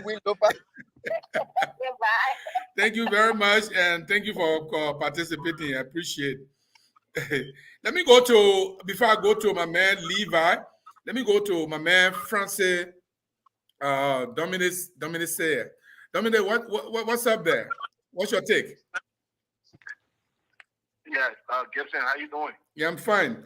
You are in finally. You thought you're going to pay 1 cent, but you don't pay. When they tell you, just go in. No, I'm not sure yet. I think you're talking about giving a client error. So no, they're not going to charge you. If they charge me, you won't send the money to me. All right, look. Yeah, let me say hi to the guys on the show there. Mm-hmm. When we talking about the politics of Liberia now, we should go in depth and look at it from a critical standpoint. Mm-hmm. The first thing I would say to you is that people vote on popularity in Liberia 1. They vote on section line 2. They vote on educational line. With the education aspect of it, there are less than 20% who are fully educated that will want to make informed decisions. But the people follow the popularity and so forth into our electoral process. Yeah. What we have been seeing in time past with respect to Nema County, we will see it to some extent. Let me say this first to you, Gibson. Someone may on Friday, if and only if, from the names we hear and from the names that are resonating from the camp of the United Party, if Jeremiah Kuhn or Costa, if one of them is being picked to run as running mate, is a recipe for disaster, mainly from Lima County. What will happen? What I see will happen. I listened to Tiawan Gonglo the other day, and he said nobody has spoken to him yet when he was being asked. And I am foreseeing him running with Cummings. Leave my word today. I'm seeing him merging with Cummings. If he chooses to go on himself, he will be a spoiler. There's nobody who will look at the guy who earlier called with the analysis he was giving. If Tiawan Gonglo stands by himself and is being chosen, or Costa is being chosen, in a month that Prince Johnson supports the Unity Party, then the Biden will vote for Tiawan Gonglo, no matter what happens. Nobody who will look that. Nobody who will look that. 2, Tiawan Gonglo have good strength in Bon County. He might take maybe 25 to 30% of the votes over there. He have a little strength in Grandide. Eddington Johnson said he want to push on a vote in Grandide. United Party want to push on a vote in Grandide. But like you said, the vote that Tiawan Gonglo obtained for Grandide will be by far more better than the vote that Ellie and Joe Baca took from there. He will obtain vote from Rural G. He will obtain vote from Sanu. He will obtain vote from Maryland and Grand Crew. All of the South guys that follow Tiawan Gonglo are all from the Southeast. Can I look at the demographic? Nobody overlook him in that direction. Okay? Maybe for the Western cluster, I won't fully speak to that. But for Morovia, the like mind will vote him. The like minds in Morovia will vote Tiawan Gonglo. If he stands alone, he won't go far, but he will be a spoiler. He will spoil a lot of things over there. So, but if you have a merger, if you go with Cummings, it's a big blow. I can tell you for sure. Who will be the president? Tiawan Gonglo be the president or Cummings? Why should Cummings lead a ticket compared to? Why should Cummings lead a ticket when Cummings don't know the political landscape? Tiawan Gonglo is. What do you mean Cummings don't know the political Tiawan landscape? Gonglo know the political landscape. Good question. Good question. Get it? Good question. Good question. You know what bothering Joe Baca today for which you want to pick Jeremiah Kuhn? It's all because of finance. Joe Baca to have the finance. I won't go when I have the finance. Cummings can finance the book of them. And I better not be a My man, come in, money finishing, man. The man spend too much money finishing. No, nothing new. You're not getting new money from anywhere. You're not getting any. You ain't got no business anywhere. You can more relate to Cummings than Joseph Walker. You know that for a fact. You're having the thing. You know that. So I'm seeing that. All right. If I want to have a merger, I'm merging with people Cummings, nobody else. Okay, yeah, thank you very much. You're making some salient points, but at the same time, it does not take into account the factor of incumbency that Judge we are wields. Yes, Gongolo may be from Nimba and have extensions in Bon County or elsewhere, including Grand Jide in the southeast. But the power of the incumbency that we has, the access to raw capital, the bullet puppet, and the ability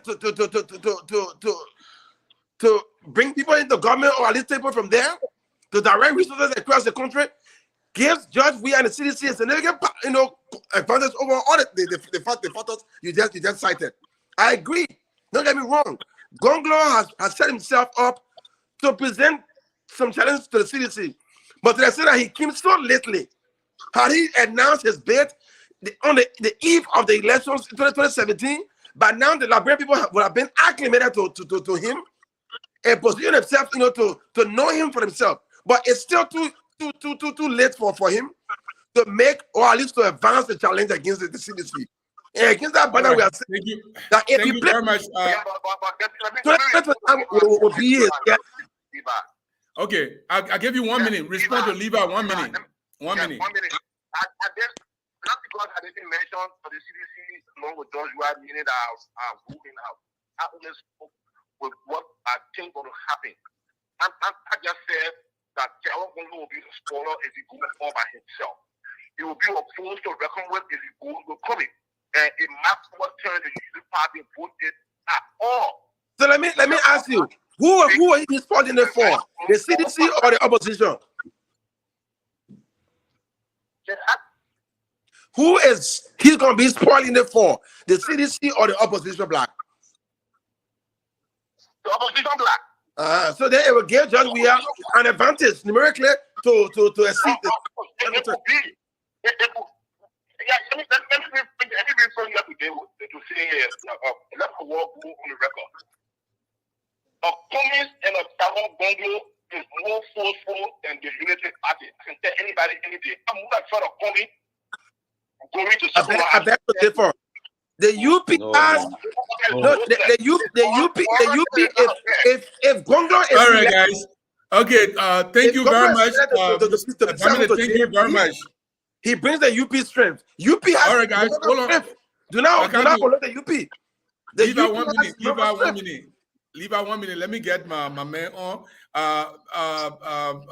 Dominic, thank you very much for your contribution. Tomorrow we're going to go deeper than that. We're going to pick specific issues to talk about. Thank you very much. Let me before I go to Josh Kemu, let me go to Levi Khan. Levi, are you there? Yes, I'm here, Mr. Jerry. What's your take? Are you going to vote for Jawan Gongo? You know what? Jawan Gongo is a decent human being. I met this dude back in, I think it's 2014. I went to Nigeria. I met him at the Temple of Justice, and he scheduled me to meet him at his office. It was when I served on the board as the Finance and Budget Committee Chairman. So when I went home, I didn't necessarily these guys were going to code that day. So I went there and met Jawan Gongo. Down to earth person, very knowledgeable. He has that charisma of leadership. You can actually see it in him. When I recently heard that he was getting the raise, I thought it was a good thing to do. But he also has that following. He has a lot of law or how you call it fame that he assists a lot of people besides outside of the whole thing we know. I know other cases that he actually helped with the pro bono thing. So he's a good guy on the overall. I think he's in the stage of George Weah when George Weah first started this political role. George Weah was famous. He told you we have come in the country and just win the first term. It's not possible. You got to plan a political route and then spread it out. Then you can harness it like we did. So I think he needs to gel a little bit more. He's getting the race at the right time for the purpose of advertising. And I agree with a lot of people who say he will be a spoiler to a lot of people. There's a chance that when someone is very sensitive and took him, it could be a situation. I agree with that because he's kind of that person. He's not just a lightweight. But at this junction, when you are going against the government, and this is not a scientific study that I'm putting out there, but we all here in the U.S., most of the partisan going into their second term, in most cases, they have a rating somewhere below 50 and going to almost hitting at 30. Joe Biden close to 30 now. But if you look at the actual voters in Liberia, George Weah may still be way out there in rating. He might be way up in the higher 60s, 70s, and 80s, probably. You know, again, I'm not scientifically putting anything here.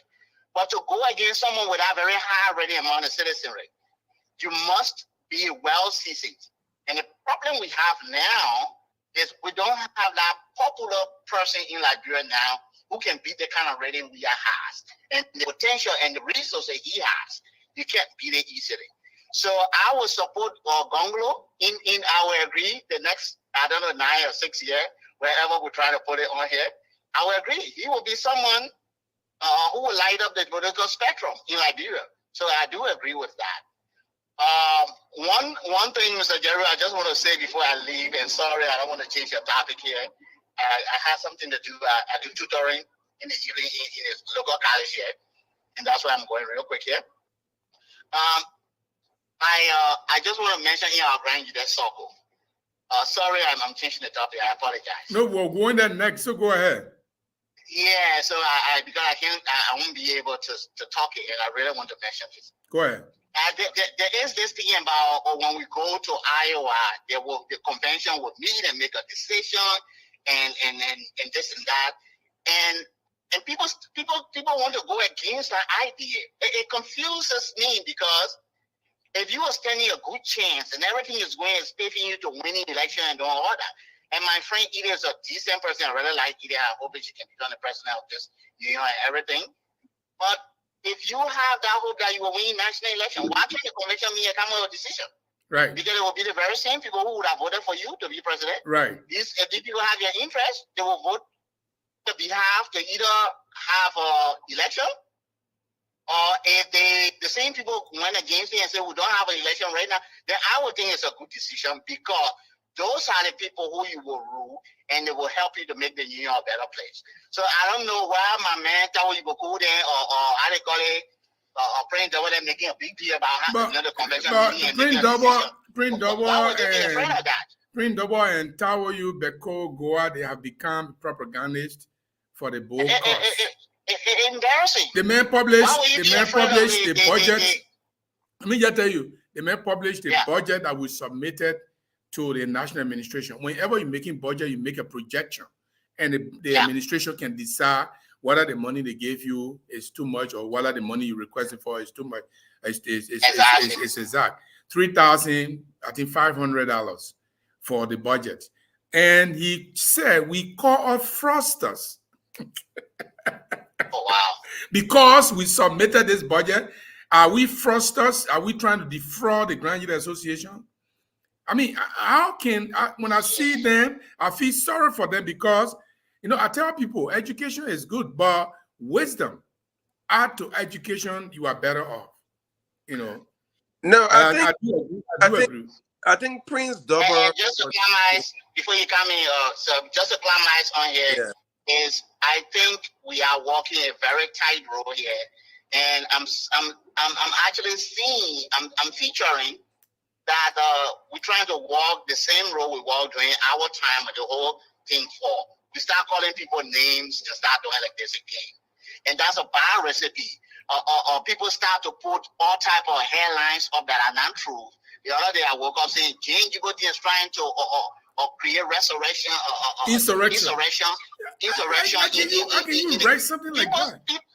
You start when people start to say these things, we are coming right back to the Ballers Room days, and I'm afraid that they are starting something that is very, very dangerous, and they need to stop that. Calling off fraudsters, calling Jane Djibouti insurrectionist. They're insurrectionists. Calling the eminent council disruptors and how you call it coup. They're trying to make coup. Why you think like that? But look, thank you very much, Eva. This is my take on. This is my take on. Yeah. Good discussion. I like it. Thank you very much. Let me go back to the line and bring in George Kemu. George Kemu, are you there?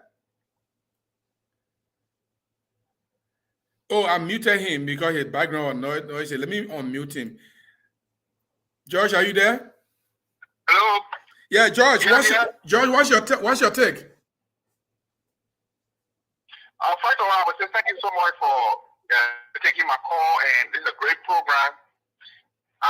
What I want to say is this is only different from what you guys are discussing, but it's almost the same. But I come from a different under a different idea, I would say. Okay. In Liberia, if we all Liberia, we agree that we want this country to be developed. Yes. We envy Ghana, we envy Rwanda. All the developing African countries around us, we envy them. But when it comes to us as a Liberian to select the leader that's supposed to lead us in that development, they will fall short of. At the end of the day, they will put the blame on the leader. The leader not good, he's not this, he's not that. We forget to know how we did our selection process. And that's what I want to talk about. In Liberia, any person looking at it as bad, the way I hear from all the top radio, oh, the man, he said that this person, and he might today, from the great level, great level, he got money from all kinds of we are not talking about what can this person do, what are his track record, what kind of work he will put into place so that he can carry our nation forward. No, we're not talking about that one. I couldn't I would not screw myself for that, but I come to realize that it's not helping us. So from your perspective, from your perspective, who is the best issue-oriented, more collected, more developmental, more clean person that you think should be president of Liberia? Not because they will not win or they will win, but should be president of Liberia. I will go to record to check the person's record. You know, I don't want to call name here. Well, we have George. We're not going to. This is a no-host-bars talk show here. No host bars. We have George Weah. We're not hiding anything. We're not trying to do it. We have George Weah. We have, in fact, let me start with my man. We have Councilor Tiawanse Gonglo. We have George Weah. We have the old man, Joseph Boakai, who might be going very soon. And we have Cummings. And then somebody said one Clarence, but I don't know who the Clarence is. I don't know where he's coming from. So of those four guys, if you were to make a choice for Liberian to advise them, who will you advise Liberian to vote for? I will advise for those that will track record. For Mr. Cummings, he had a record that he worked for a Fortune 500 company that he controlled billions of dollars. If you work in corporate America with that kind of track record under your belt, if you are given opportunity to do something in your country, you will be challenged by that. You know, your friends who you left there, all some are retired, and you want to prove to them, yes, indeed, I did it for corporate America, I can do it for my country. That one. Man, I won't go through. With the kind of way you're talking about justice and then corruption free and what have you, those are things I will look after. Don't get me wrong, I know Mr. Boakai. He's a statesman. You understand me? I lived in Liberia during the time with the PRC, I mean, agriculture minister, and he went to LPNC. He's a great man. But people like us follow, we got to think. Don't get me wrong, I love this man. I love him. The people looking at it in Liberia, we shouldn't choose that because I'm a parent that, because the man part, I'm a parent woman, they running down my rope behind. I think, yeah, because that's my brother. I don't go in there. I like I was developed. I had to see something push like that with my son. My nephew called me for like real. As usual, you know, the whole our refugee and blah blah blah and the rest of it. It's the first time for us, so I don't want to teach you know to get my head. Hello, are you there? Yeah, we are here. We're listening to you. Okay. So I said, hey, man. So you talk about Cummings, you talk about Gonglo. You haven't commented about George Weah and Boakai. Okay, George Weah. Okay, let me talk about George Weah. George Weah was selected because of a popularity. Nobody selected George Weah because he had done something that we can look at, we can point at as the way he did in soccer. No, we never. Everybody say, man, the man loves the country. We all look like Europe. And that was the notion that they sold to us, the young people there. I didn't vote. But I'm personally, George Weah is my friend, but I was making big things like right to get flair for George Weah in Water. I said about it in the end when you play for today of your own.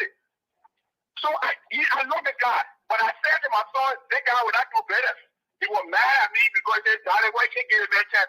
He came out to beg me. Okay, long story short, John, we are no. Then what other candidate you think about? The VP. Besides John, we are. I think that's all. The VP, Boakai. Yeah, I just talk about Boakai. Okay. John Malcolm, you talk about? Or who?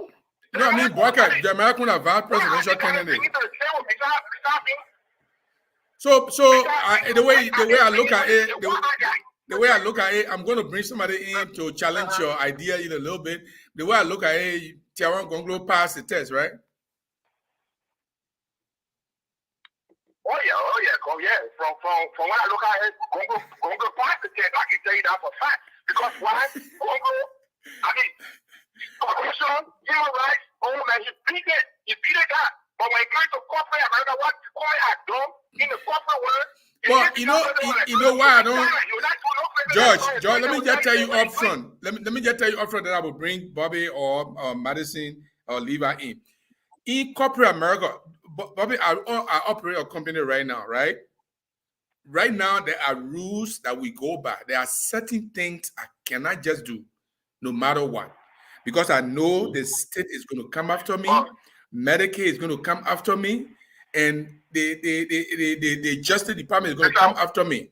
So there are things you do. You understand? Mr. Holmes, I beg to leave because I had to go back to work. I beg to leave. So okay, thank you very much. If you can take my call, we can right back. Thank you very much. I appreciate your time. Thank you very much. Okay. You were making some statement. I think would not translate to Liberia. The corporate space in the United States is far different from the corporate environment, or at least the government space in Liberia. Sorry, that I agree 100%. Punishment. If you were operating a business here and you submit a Medicare claim for services that were not rendered, you know the government is going to come after you. They're going to come after you. It's not a case. That's what you have right now. A Musa ability who took the raw funds. The raw funds was money that was paid on every gas that was sold. Compared the money to personal use. This man is not in jail. This man is outside, and he's a major player in the political the dynamics of our country. So to argue that because Cummings did well in the corporate sector here, that he can translate the same thing to Liberia, I want to argue that it will not be the case, because here there is the element of punitive or punishment for wrong, done. But Levi, you think I will work for Coca-Cola or Ford and do my own thing? I can't do my own thing. No, but if you are in Africa, but if it's in Africa, it will be different. Yeah, but here, to be tested. That's why I keep talking about Gonglo. People say I love to talk. Gonglo has been in government. Most of the Liberian people go to government. They are cabinet ministers. The people, they easily get messed with people money. They eat people money. People make noise behind them. The people abuse people rights and stuff like that. Since Gonglo left government, he has never had anybody come here and say, "Oh, you violated my right at this time," or "This mayor, he was corrupt. He should take bribe." I mean, those are the kind of things that we call somebody is tested. But I don't think communists are not being tested. I mean, running a corporate entity, you running a UN. Madam Ellen Johnson was president, was representative for UNDP for years, and for 25 years she was with the UN system, and we thought that she was going to be a good person. What happened to Liberia? She corrupt. She and her children, they stole all the money. More than $4 billion that came as our aid from the United Nations, World Bank, and other entities. $4 billion. Everything, where did it go? Everything was siphoned, But let me give you guys a chance. I wanted us to go to Grand Jetta, but it looked like we fast spent. Yeah, we can continue tomorrow. Yeah, we can. And I want to keep this panel. We will bring other people, and you guys will be able to quiz them as well. So I don't know what's the best time, 7 Central, or I think 7 Central or 6 Central. I will go for 7 Central. There will be 8 Central, 8 Eastern your time. Yeah, I'm on the East Coast. That'll be. I mean, everybody can be home. Yeah. Okay. All right, guys. So let me take your last parting words, and then we'll say a date. And tomorrow we're discussing Grand Jede first before we go to specific issues in the Liberian politics? That would be a good idea. I hope I'll be in Yeah. a good mood tomorrow because, my team Arsenal is playing Manchester City, and that's you hope you'll be in a good mood tomorrow. That's a tough to decide. I hope Manchester City. If Arsenal wins tomorrow, then you can expect a lot of fireworks from me. But no problem. Arsenal can draw. Arsenal to draw. But let me read a few comments and then I'll come to you back. Let me read a few comments. This one is coming from James. James Zia say, just leave them. We will handle comments. Otaka Kawu says, that's not true, my brother, because we are good at creating leaders. For instance, Honorable Thomas Fowler of Lofa in Lofa County. Vantry Tyler says, watching you from Killeen, Texas. I never hear that and played before. James Gabriel say, point of correction. Ellen had two strong countries as strongholds, counties as stronghold, Lofa and Nima. Are you kidding me? Are you really kidding me? Ellen had Lofa and Nima as a stronghold? Oh, because of Joseph Boakai? Maybe. Maybe because of Joseph Boakai. And D God Grace says, so why not Grand Jede? And Tom Francis D say, no, let me go to T Shine Huggins. CDC 12 years, JNB, I'm very sorry. Can you please go and relax yourself and don't waste your time? Really? Mohammed Sherry said, Octavius, where is your former political leader, Neil Jones? Sir Francis D said, the brother is saying the facts, guys, and JC Alawala Dastiga says, this caller get muffled. He joking and said Gonglo will get 30%. You really get draft-face. And Otaka Kao say the caller is joking, laughing out loud, gets vote in Grand Jede. And D Gogre say he will. Gonglo is a poor man lawyer. He can relate to anybody. JC Alawala Alewala Dastiga says, he said that caller is a joker.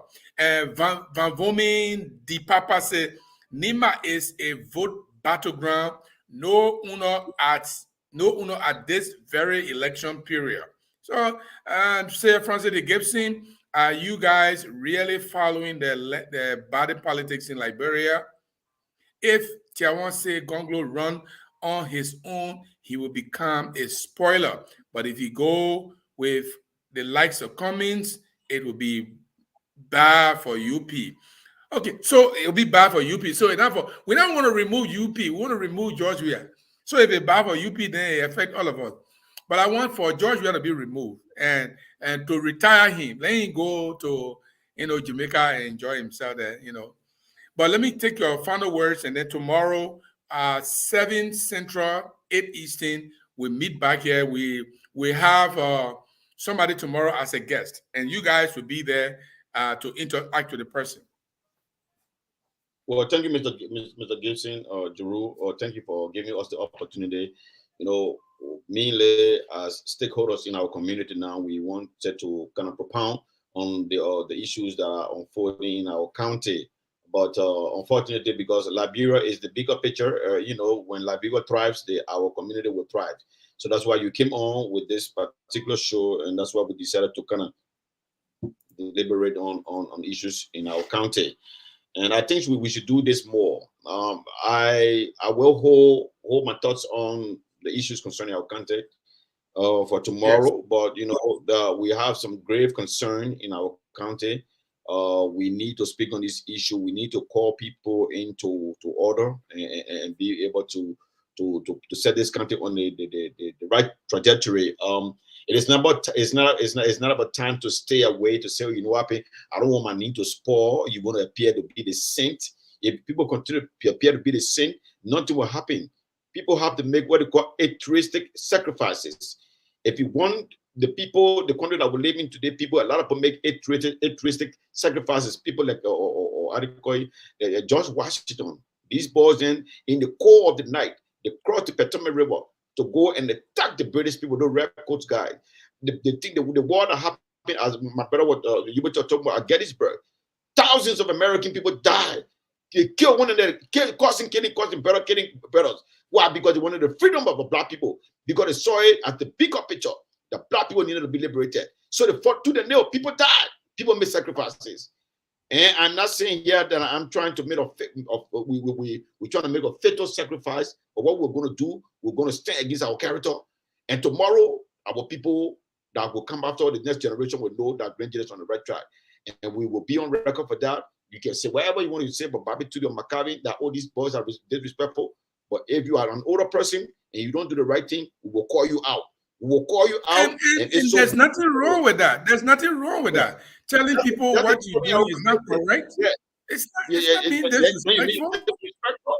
We will call you out.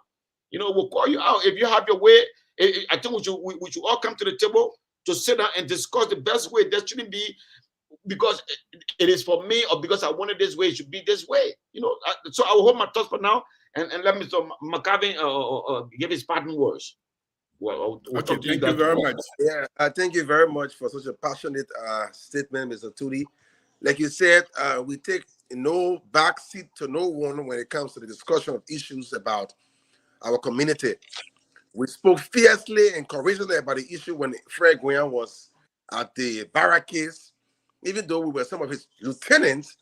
But when the issue of Grand Jida came, in the balance between Fred Guian and Grand Jida, the scale was tilted towards the side of Grand Jida as opposed towards Fred Guian. That thought is still prevalent today as we speak.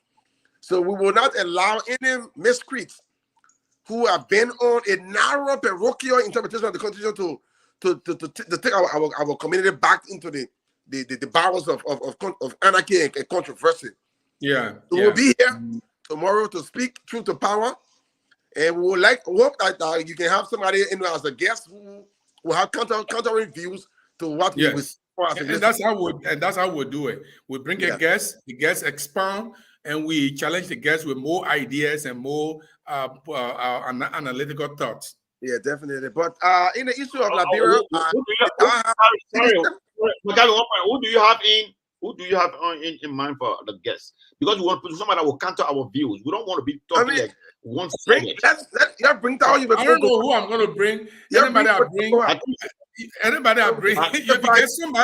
If you know somebody, you can suggest them. We can bring them. I suggest I will because let bring Tao go.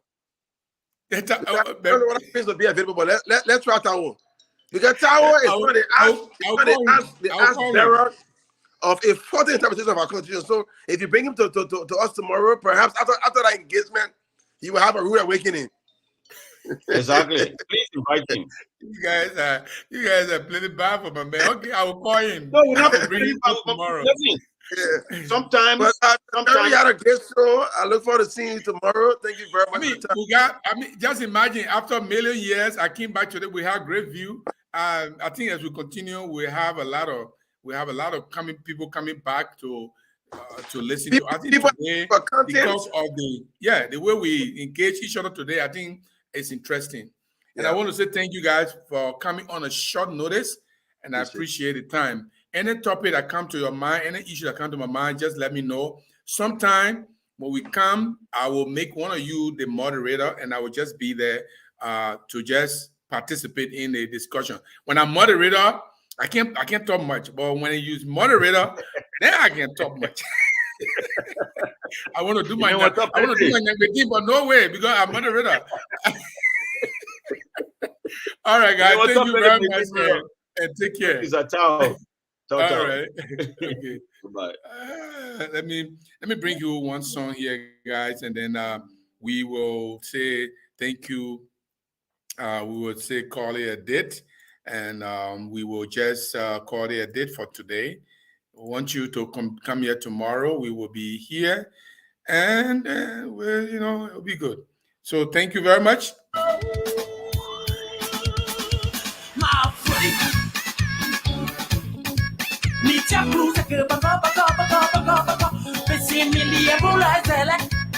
Ezele punto, no se ni vengario.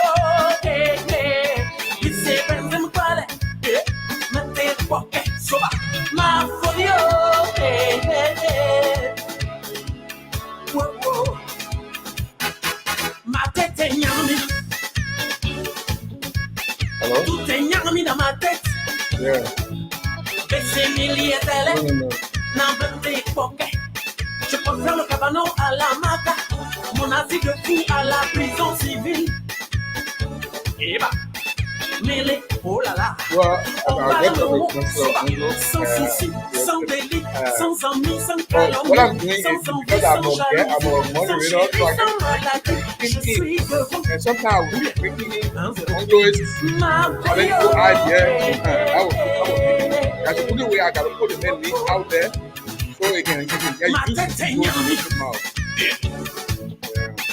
Tout est mélangé.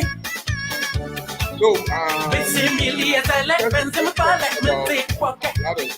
Mindoua soua, mindoua zoulé, mindoua glané. Je ne paye pas d'impôts. Je n'ai pas de go. Mais les oh là là, j'ai le fatoya, sans taxe d'habitation, sans contravention, sans pension, sans pression, sans tension, sans oppression. Je suis fou guéri. Ou bien, mais comment tu as su ma folie? Je suis pas heureux. Ma tête est nyami. Man, I got no doubt. I don't get no doubt. Because it's like this football.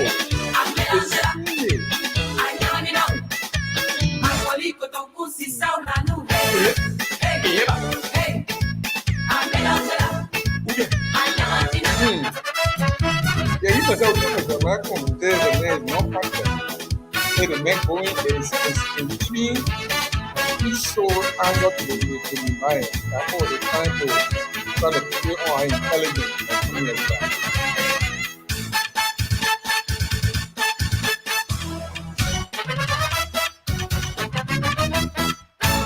C'est gâté. Yeah. No, let me close the program. Ma folie, le sous-aïe. Ma tête est nyami. Tout est nyami. Mais qui a dit ça? Ma tête est nyami. Tout est mélangé. Ma folie.